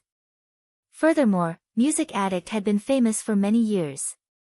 How many resources and connections did she have? These were all factors that everyone had to consider. Li Mingliang was the person in charge of 14K in Huacheng. He was famous for his ferocious fighting style. Even someone like Li Mingliang came up with the idea of spending money to get rid of the problem.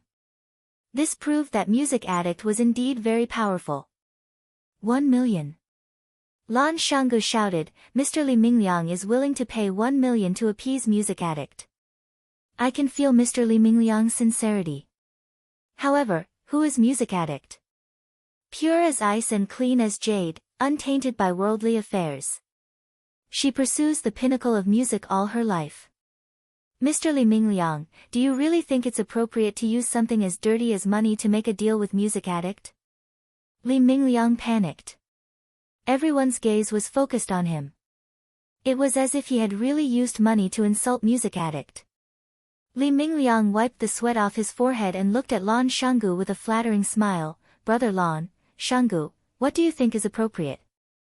You know that I haven't studied much and always like to fight and kill. Can you help me come up with an idea? How can I redeem my son Li Xiang? Is 5 million enough? Lan Shanggu strode forward and patted Li Mingliang's shoulder. Brother Li, since we're brothers, how can I not help you when you're in trouble? To be honest, it's not very elegant to talk about money with Music Addict. Who is Music Addict? Does she need your 3 to 5 million? Then what should we do? Li Mingliang grabbed Lan Shanggu's arm and asked. I have an idea. Not only can it appease Mr. Luqi's anger, but it can also be done in an elegant and humorous way. It will also become a good story.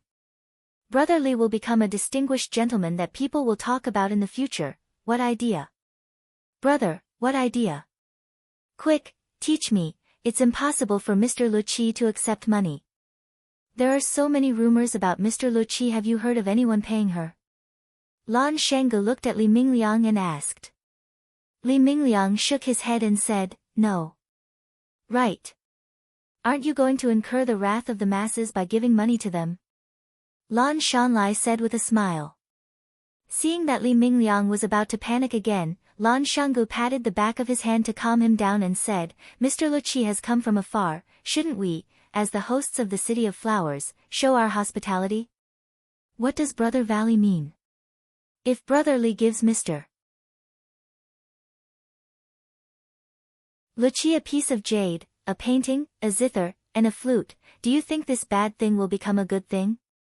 Did dirty things become elegant things? In the future, when people talk about Mr. Luqi, they will naturally mention that Mr. Luqi was attacked by a few drunken youths in the City of Flowers. The youth's father felt very guilty and gave him a zither as an apology. Yes, it's the zither that Mr. Luqi is playing with now. Brother Li, think about it. If people think of you when they talk about Mr. Luqi, they will think of you when they talk about you and the zither that Mr. Luqi is using. How big of a face do you have to give? Li Mingliang's face was flushed and he looked very excited. He grabbed Lan Shanlai's arm tightly and said, Thank you, Brother Valley, thank you, Brother Valley, this is a good idea. Where can I buy a zither? I'll go buy it now, I'll go buy it now. Lan Shanggu glanced at the old butler Fang Hao. Fang Hao immediately stood up and said, Mr. Li, our Blue Mountain Club has a treasure house. It happens to have a good zither called K-Bai. Although it's not as famous as Green Damask and Jiao Wei. It's still a rare treasure, K-Bai. That's it. I'll take it. Li Mingliang said heroically. Mr. Li, this K-Bai is boss's collection. I'm afraid boss won't be willing to part with it. Li Mingliang looked at Lan Shanlai with a pleading expression and said, Brother Valley, please help me to the end. Can you help me settle this matter? Just think of it as me owing you a favor. Lan Shanggu hesitated for a while and sighed, since Brother Li has spoken, I can't refuse your request. This K-Bai is indeed part of my collection. I bought it back for 10 million, and also found a top-notch zither master to maintain it. How about this, I'll part with it for 12 million, and let it become a wonderful story between Brother Li and Mr. Luqi. When Li Mingliang heard 12 million, his expression stiffened slightly. But when he heard that he could make a legend with Mr. Luqi with just 12 million, Li Mingliang's eyes lit up once again. That was one of Hua Xia's 7 fanatics. Luqi. Not everyone had the chance to gift a zither to Luqi. He, Li Mingliang, was a famous general in the history of music. This was something that no amount of advertising money could buy. I'm taking this K-Bai. Don't fight with me. Li Mingliang shouted. Brother Valley, I'll write you a check right now. Fang Hao walked over and said, Mr. Li, you can go and inspect the goods first. You can write a check afterward. Li Mingliang nodded and said, Okay, I'll go and inspect the goods first. What about my son? Lan Shanggu smiled and waved his hand, Brother Li, once Mr. Luqi calms down, your son will naturally appear in front of you. Good. Good. Thank you, Brother Valley. Li Mingliang clasped his hands and turned to follow the old butler to the treasury. Brother Lan, I also want to buy a gift for Mr. Luqi. Can you recommend something for me? Sister Li, it's good that you have such thoughts. I'm just afraid that Mr. Luqi won't like ordinary items. Unusual items are too expensive. Of course it's expensive. The woman in luxurious clothing sneered. That Li Mingliang is just a hooligan. If he can give Mr. Luqi a 12 million K-Bai, how can our Zhu family not give something decent to Mr. Luqi? Brother Lan, don't think about saving money for our Zhu family. You have to recommend me a gift that's better than Li Mingliang's K-Bai. You have to make others mention my gift when they mention Mr. Luqi. Of course we have to mention Sister Li Mi who gave Mr. Luqi a gift, right? Lan Shanggu laughed loudly. Li Mi's expression was a bit shy. She said, I've heard Mr. Luqi's performance before. That song really belongs in the heavens and stinks on the earth. I've always thought that if I had the chance to meet her, how great would that be? Now that there's such a chance, our Zhu family naturally won't fall behind. Lan Shanggu nodded, thought seriously, then said, Mr. Luqi likes flowers. Every time he performs, he would place all kinds of flowers at his place of residence. I have a peony painting in my treasury. It was painted by a famous Tang dynasty master. How about Sister Li take a look and see if you're interested? That's great. Li Mi nodded happily. Valley, I owe you a favor today. Sister Li, you're too kind. Brother Valley, can you recommend me a gift as well? Brother Lon, where's your treasury? Can I go in and pick a couple of gifts? Nephew Valley, you have to help me. My grandson is disobedient and offended Mr. Luqi. I have to show my sincerity to Mr. Luqi on his behalf. Did my son offend Mr. Luqi? What?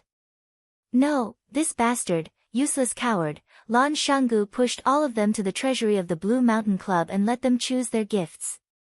As long as they picked one and mentioned his name, they would get a 10% discount. These people were all grateful. They all wanted to have an intimate encounter with their idol. Even if it was just a name, it would be good.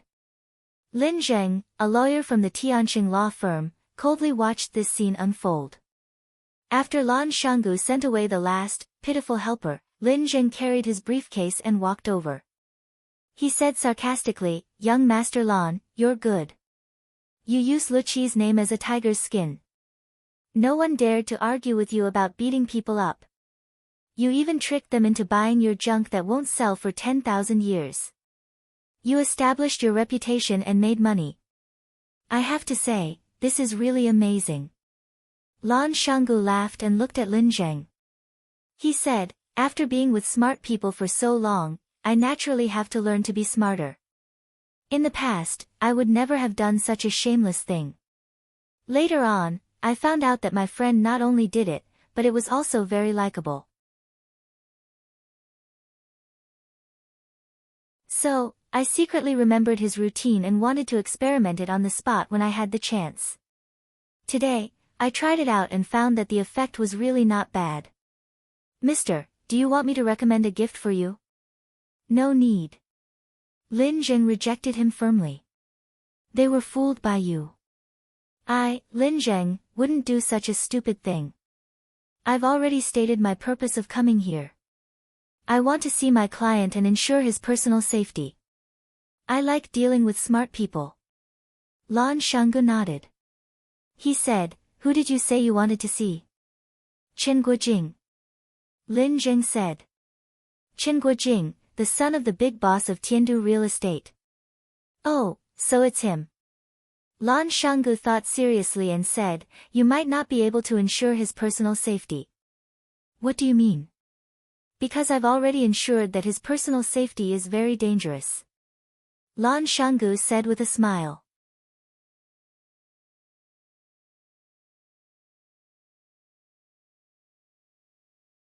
Chapter 631. Lan Shanggu, don't go too far. Lin Zheng's face was full of anger. If anything happens to Lin Guojing, we definitely won't let it go. Lan Shanggu sneered and said, I'm bullying you, so what? Lan Shanggu, look, it's true that people who aren't from the same family don't enter the same door. I was wondering why I felt a little familiar looking at you. When Chen Guojing was scolding me, he was also very arrogant, but I beat him until his face was swollen. He lay on the ground and pretended to be dead. He didn't even move when I kicked his butt. Now you're playing the same trick again. First, you threaten me and act like I'm not afraid of you. Then, you act like you're angry after being slapped in the face. Lan Shanggu looked at Lin Zheng unkindly and said, I'm not giving face to your Chen family today. What can you do to me? Lan Shanggu was no longer interested in talking to him. He turned around and walked towards the small courtyard inside the clubhouse. Lin Zheng's face turned green and then white. He stood still for a while before remembering that he had to confirm young Master Chen's safety. He also rushed into the courtyard. Sir, I'm sorry, you can't go in, the man in black stopped him outside. Lan Shanggu, let me in, or I'll call the police, Lin Zheng shouted at Lan Shanggu's back. Lan Shanggu turned around and smiled, no need to trouble you.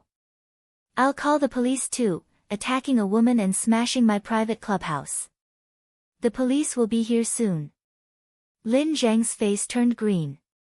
He took out his phone from his pocket and started to make a call. Lan Shanggu walked next to the willow tree and saw that Luqi's room was still closed. He said, still not out? No. There's no movement either. No. If we stay here any longer, their children will run out and call us uncle, Lan Shanggu said. Should we prepare the red packets in advance? The willow tree looked at Lan Shanggu and said, you've earned a lot of money by using Luqi's name, right? Jealous? Humph. I had no choice. Lan Shanggu said. If I didn't know that young master had such a deep relationship with Luqi, I could have pretended not to know anything about this. However, since I already knew that he had a close relationship with Luqi, and Mr. Luqi happened to be wronged at the Blue Mountain Club in Orchid Valley, I had no choice but to stand up for her. It's rare for Mr. Luqi to come to Huacheng.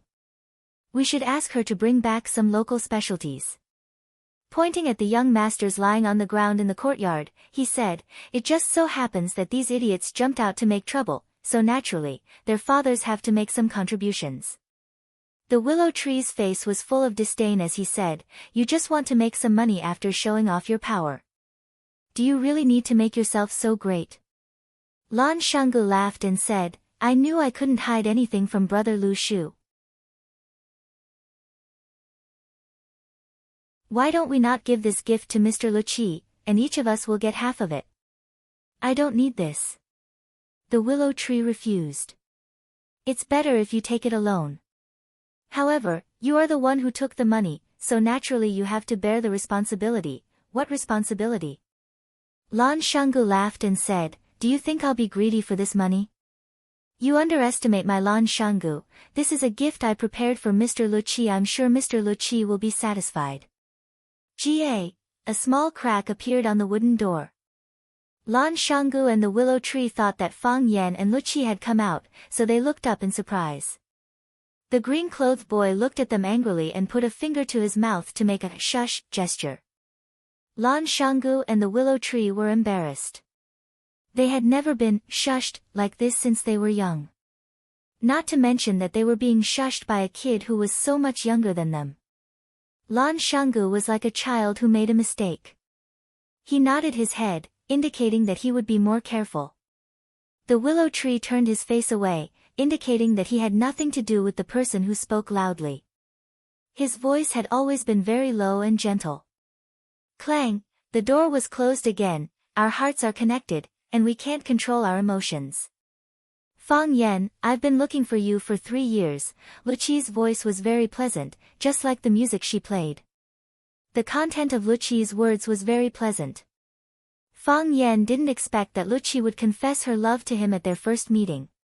Fang Yan, I've been looking for you for 3 years, how much love and affection did she have to say such words to someone? Fang Yan felt very painful. Luqi was a very good and charming woman. She was a woman who could resonate with him. However, he already had Yi Rou, he could only cruelly refuse her love. This was very cruel to Luqi, and it was also very uncomfortable for him. Fang Yan stood behind the screen and said softly, we haven't seen each other for 3 years since we parted at the Maple Leaf Club. That time when I first heard Mr. Luqi's heavenly music, I was shocked. I wanted to find a way to meet the music master who could play such a music movement, but something happened, so I put it on hold for 3 years. When I was playing, I felt a little strange, as if I was being watched by a pair of familiar eyes. He understood every note I played and could empathize with the feelings I wanted to express. I was happy, and he was happy. I was sad, and he was even more sad than me. When I played the most exciting part, I could almost see him laughing wildly and wailing. I knew that I met the fated person my master talked about. That was my most hearty performance, and also my most emotional performance. I wanted to know what kind of person could enter my world and enter the world of the 12 barriers of sound I specially set up. After the song, I immediately asked my disciple Wanwan to go outside to find the fated person. Unfortunately, she was misled by the skin and asked the wrong person. I asked him to stand for a while, and he took the initiative to leave. He was also a rare smart person.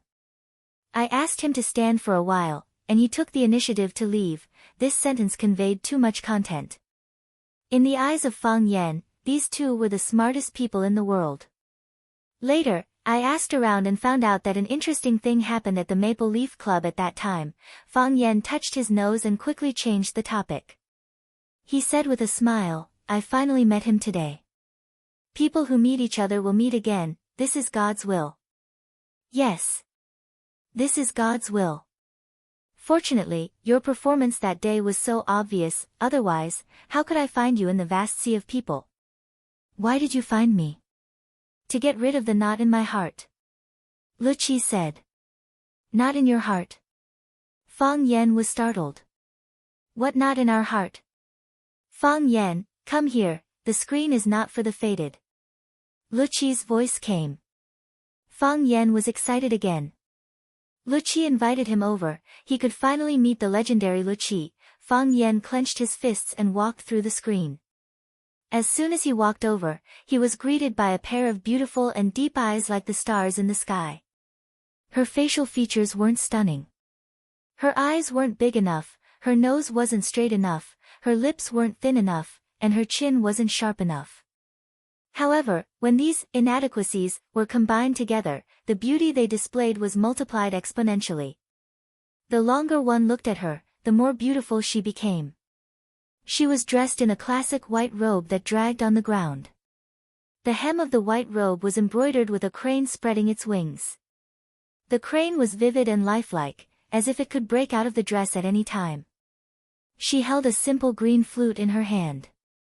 The green color of the bamboo itself had not faded, but it was smooth and bright after being caressed.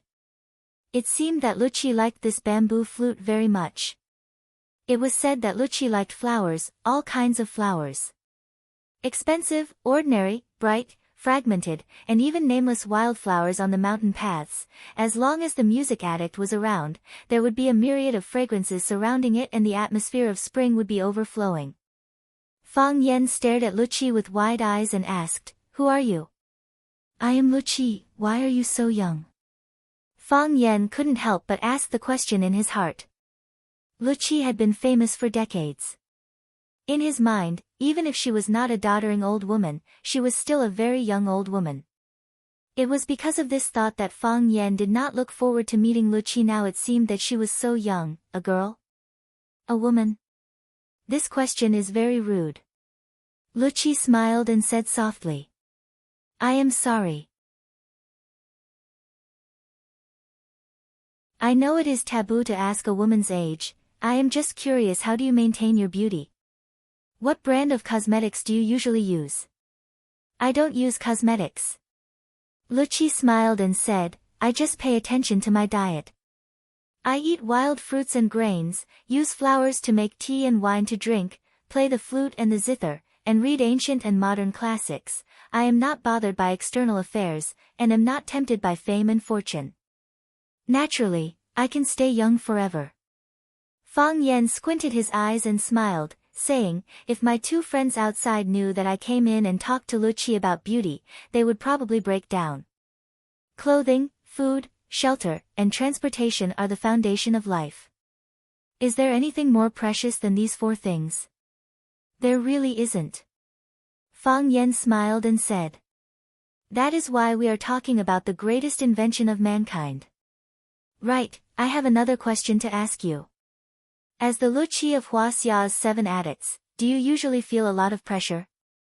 Luqi pursed her lips and smiled again, saying, Fang Yan, you are really an interesting person. You used a line from Tang Bo who touches the autumn fragrance. I have also seen this movie. I like it very much.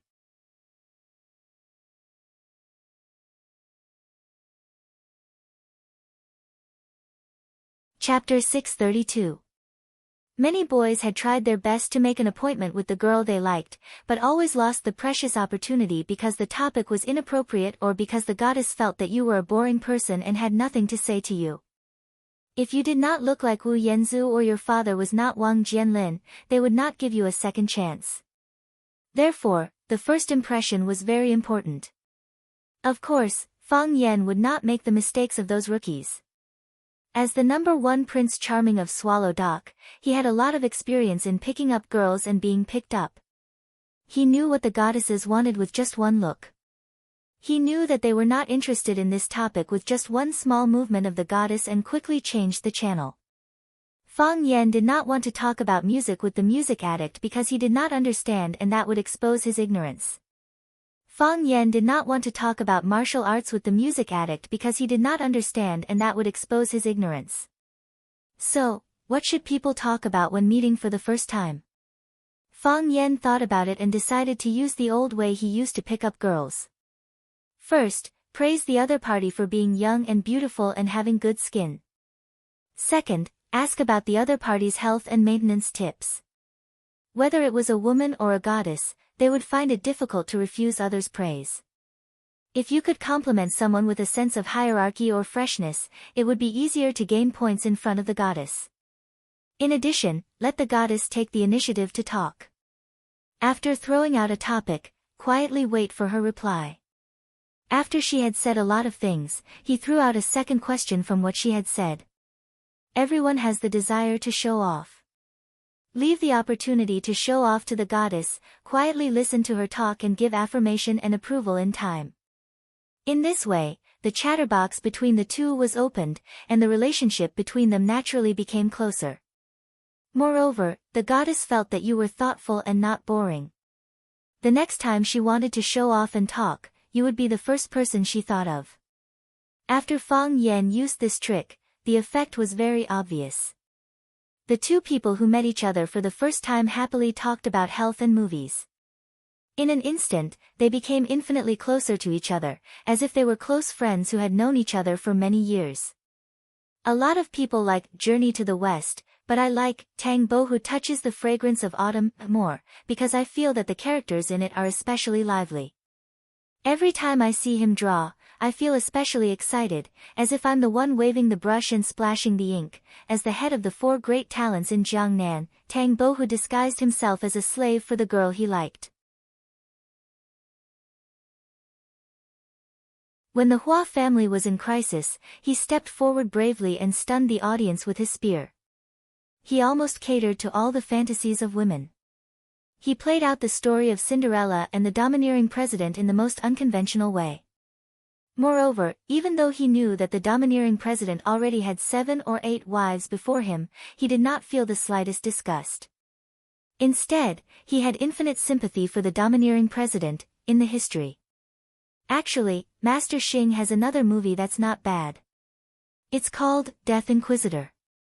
Although it's not as well known as the other movies, the interpretation of the human heart and the changes in the male lead's mental journey are very interesting.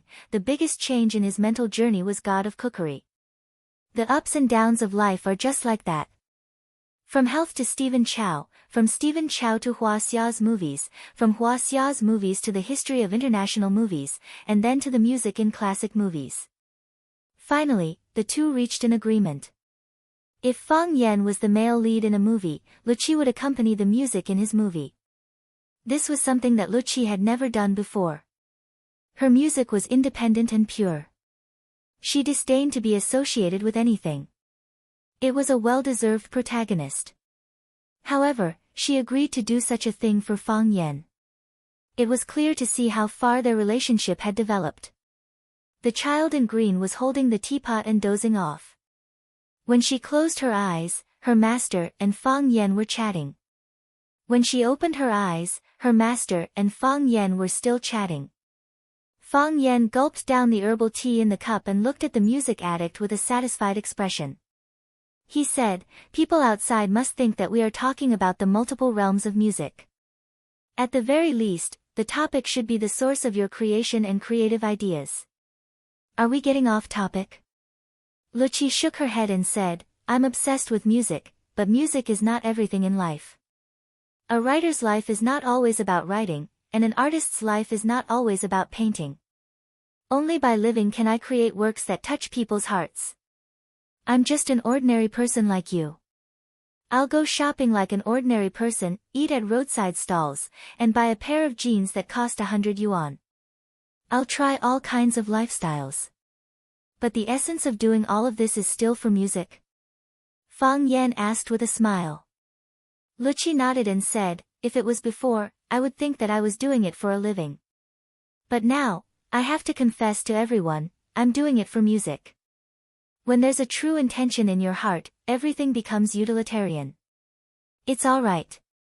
My greatest ambition is to make a good piece of music. I wish you success." Fang Yan, "What? Maybe I need your help," Luchi said with a serious expression. Fang Yan grinned and said, "If it's anything else, I can help." "But you said music, I really can't help you with that. I've never had any musical talent since I was young." Luchi's expression was solemn as she said, "No, you can definitely help." Fang Yan saw that Luchi didn't seem to be joking and realized the importance of the problem. He looked at Luchi and asked, "Are you serious? How can I help you?"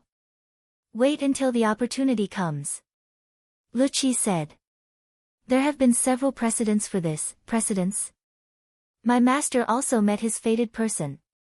So, they created the song Su Wu Shepherds.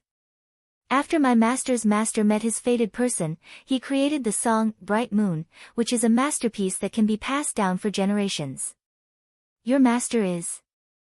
"The previous generation's Luchi." Fang Yan's eyes widened as he asked, "The title of Luchi can be inherited?" "The title of Luchi has existed for hundreds of years, and every person who has held the title is a member of the music gate. Each generation's Luchi will choose an excellent successor and impart all of his knowledge to her so that she can become the best musician and performer. This way, no one in the outside world can compete with her. Furthermore, Luchi is extremely strict when it comes to accepting disciples. If her disciple isn't skilled enough, she would rather let the position of Luchi remain empty than push her disciple away." Fang Yan pointed at the green-robed boy who was sleeping next to him and asked, "She's the next Luchi?" Wan is talented and has a high chance of becoming the next Luchi after me, unless an even more talented person appears in the music gate. This is what it means to be born well rather than learn well." Fang Yan sighed softly. "So the title of Luchi has been taken up by people like you." Luchi chuckled and said, "That's exactly what it means to promote a virtuous person." Fang Yan thought, Mo Qingdi is one of Hua Xia's 3 dragons, should I inherit his title as well? Hua Xia's azure dragon Fang Huahua, that sounds quite impressive. "I've learned another big secret," Fang Yan said with a smile. "However, I also have a little secret to tell you." "What is it?" "I'm afraid someone wants to borrow your tiger skin," Fang Yan said. "Is it the Na Lan mountain valley outside the gate?" "That's right," Fang Yan smiled and replied. "This person's thoughts are complicated and pervasive. I'm sure he won't let a great deity like you go." Luchi nodded and said, "He stood up for me, so I owe him a favor. If he wants to borrow it, I'll lend it to him." "You're such a kind person. Isn't he your friend?" "Ah, I don't know him very well. I wouldn't do what he did." Fang Yan immediately cut off his relationship with Lan Shanggu. Luchi stood up, walked to Gu Zheng in the corner, and said, "I'll use a song called Hero to thank our friends from Flower City for their hospitality." The sound was clear, then became passionate. "A hero cherishes a hero, sending him off again and again." The blue-clothed child sent Fang Yan out. Fang Yan smiled and nodded at her. This child will be the future Luqi. This kind of thing, it's definitely done behind the scenes. Lan Shanggu came up and asked, did Miss Luqi invite us in? Fang Yan shook his head. Lan Shanggu's expression was full of regret, saying, I prepared such a generous gift for her, but I don't even have a chance to see her. She said to thank our friends from Flower City for their hospitality, so she gave us a song called Hero. Lan Shanggu laughed and said, so Miss Luqi knows me, she called me Hero. This was a man who was easily satisfied. Bang! A huge figure was thrown into the courtyard. Bang! Another black figure was thrown in. The black-clothed men guarding the arched door couldn't retaliate at all, they were silently thrown out like sandbags. Lan Shanggu's expression was gloomy, saying, the Qin family is too arrogant. While saying so, he strode towards the arched door. Fang Yan and the willow tree looked at each other, then they also followed. A middle-aged man wearing a flowery long gown strode over, casually waving his hand. The black-clothed men who tried to stop him fell to the side. One man and one horse, it seemed like they couldn't be stopped by 1,000 men. Lan Shanggu raised his sword and stood in front of the flowery-robed man, shouting, who dares to break into my Blue Mountain Club? Get the hell out of here. I'm a love-struck fool, the middle-aged man said with a gentle voice. Lan Shanggu laughed loudly, saying, ha ha ha, I've never seen someone call themselves a love-struck fool. Lan Shanggu's laughter slowly stopped, looking at the middle-aged man in disbelief, asking in a low voice, what did you just say? Who are you? I'm a love-struck fool, the middle-aged man said again.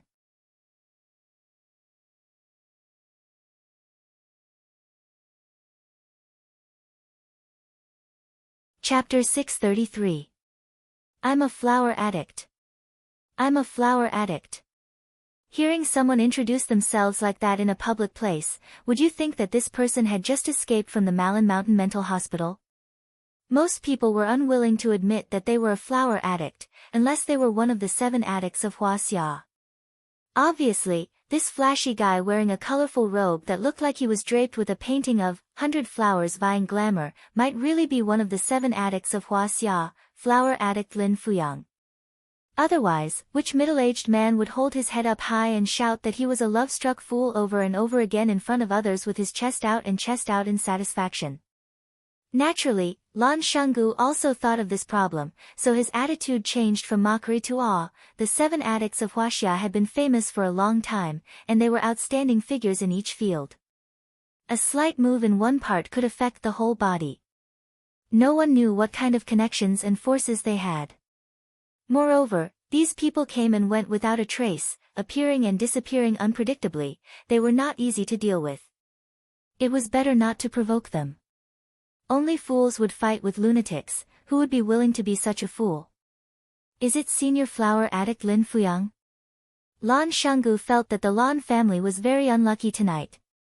First, Lan Tingyue was beaten up by him, then Lan Shonua was ruthlessly ridiculed by him. Now it was his turn to stand up and accept punishment. Whether it was the music addict or the martial addict, they were both important guests of his Blue Mountain Club. As the owner of this club, he had the responsibility and obligation to treat these 2 masters, no, a master and a big milk, well.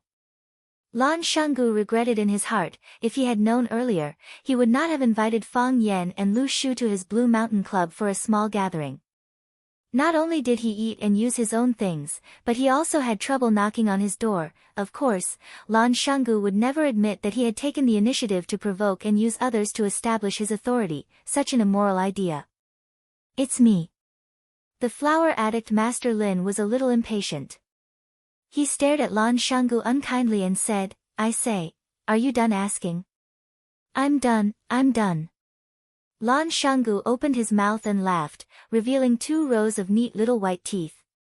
He took the initiative to extend his hand to Lin Fuyang and said, Senior flower addict, your presence brings light to our humble Blue Mountain Club. I'm the owner of the Blue Mountain Club, Lan Gulu. I've admired Senior flower addict for a long time. Senior flower addict, I happen to have obtained a bag of good tea from my place. May I have the honor to invite you to my place for a cup of tea? You don't have the honor.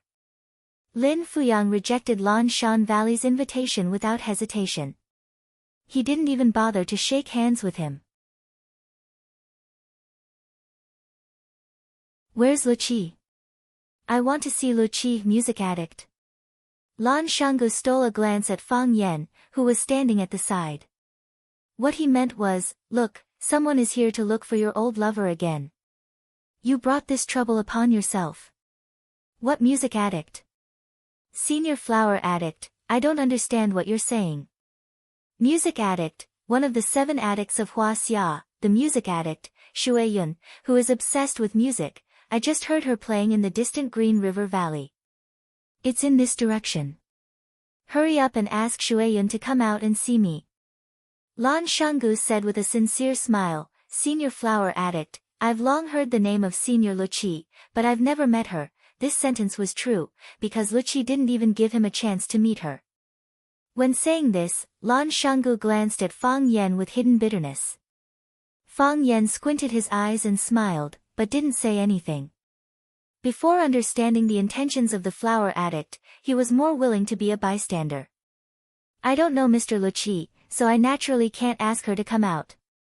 After a pause, Lan Shanggu continued, besides, even if I know Mr. Luqi, she's the same as Senior Flower Addict, an honored guest of my Blue Mountain Club. How can I casually ask her to come out and see others?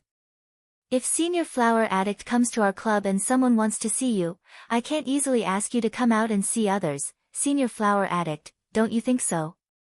A person should have a conscience. The flower addict didn't seem to have a good temper. He said angrily, I'm not asking her to come out and see others, I'm asking her to come out and see me. Senior Flower Addict, you're also a person. I've been friends with the flower addict for many years, it's naturally not a problem for her to see me. The flower addict raised his foot and rushed inside. Lan Shanggu hurriedly blocked his way. Senior Flower Addict, don't be impulsive, you're making things very difficult for me. Get out of my way. The flower addict Lin Fuyang shouted. The smile on Lan Shanggu's face disappeared, and his expression became gloomy. He said, Senior Flower Addict, are you preparing to bully a junior? The flower addict didn't take Lan Shanggu seriously at all.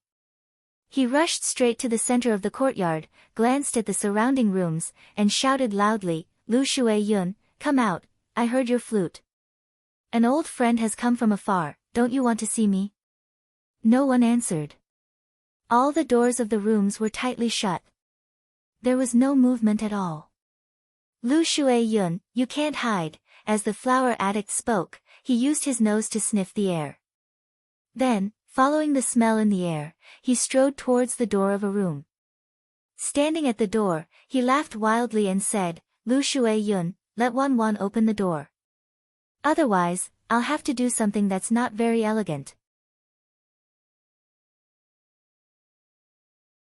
I smell flowers, roses, lilies, peonies, cloves, hyacinths, chrysanthemums, these are your old habits. Lu Shui Yun, quickly open the door. Creak, the wooden door was opened, and a blue-robed child stood at the door, staring at the flower addict Lin Fuyang with a displeased expression. He angrily said, You're so annoying. Master is already asleep, why are you shouting outside? Don't you know that this is very rude?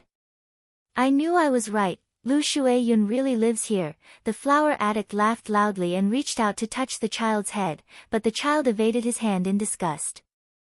Wan, I haven't seen you for a while, you've grown a bit taller, go and wake your master up, tell her that Uncle Lin is here. Okay. I've said it before, master is already asleep, she's already seen a guest today, so she won't be seeing any other guests. Oh, who is it that can make your master want to see you? The flower addict Lin Fuyang stared fiercely at Lan Shanggu, and said, that boy? This guy was a jealous person, and he regarded Lan Shanggu as his biggest rival in love. Who master wants to see has nothing to do with you. The blue-robed child said, go back quickly. I'm going to close the door. The blue-robed child finished and was about to close the wooden door with both hands. Pa! The flower addict Lin Fuyang put his hands on the door, not letting the child close it. He angrily shouted at the music addict in the room, Lu Shui Yun, you're too cruel. We're old friends, And you don't even give us a chance to see each other. Do you really want to be so cruel?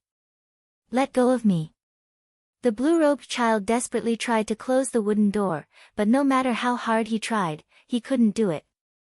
How could he compete with Lin Fuyang, who was tall and strong at such a young age? Lan Shanggu's heart ached when he saw the little girl's small face turn red, and the fine beads of sweat on her forehead. He said, "Senior Flower Addict, since Mr. Music Addict is already asleep, why don't you come back tomorrow? After all, it's not polite to disturb a lady's rest in the middle of the night." The flower addict turned around and stared at Lan Shanggu, and said with a displeased expression, "You, get out of my way." Lan Shanggu grinned, and said, "You see, you've insulted me again, I'll remember it all." "So what if you remember it?" Lin Fuyang's face was full of disdain, and very arrogantly glanced at Lan Shanggu, and said, "Are you going to beat me up?" Ha ha ha. Lan Shanggu was amused by the flower addict Lin Fuyang's words, and said, "You're the flower addict of Hua Xia's 7 addicts, how could I beat you up? I have the heart, but I don't have the guts." Lin Fuyang snorted coldly and shouted at Luqi again, "Shueyun, you know me. If you don't come out, I won't leave tonight. We'll meet again when you come out. If you are willing to stay in this house for 1.5 years, I will stand guard outside this door for half a year and a half." Puchi, Lan Shanggu couldn't help but laugh out loud. The love-struck fool, Lin Fuyang, was very unhappy. He angrily shouted, "Brat, what are you laughing at?" "I'm laughing at Senior Flower Addict's words." Lan Shanggu laughed so hard that he couldn't breathe. "Mr. Luqi has been living in this house for 1.5 years, so of course he has food and drinks. If Senior Flower Addict were to guard this door for 1 year or so, I'm afraid that she would starve into a dried corpse without food and water, right? You bastard!" The flower addict was enraged by Lan Guanzhu's words and shouted, "Get lost. This is the 3rd time you've insulted me. I'll remember it." Lan Shanggu looked at the love-struck fool and said, "So what?" The flower addict didn't see Lan Guanzhu as an opponent of the same level. She once again shouted at Luqi, "Shueyun, if you don't say anything, you'll what?"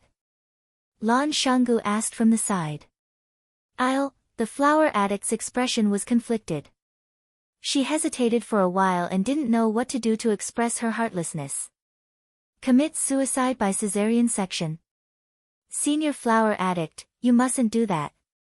Lan Shanggu tried to comfort her. Even if you want to die for love, please don't do it in my Blue Mountain Club. I can't bear this responsibility.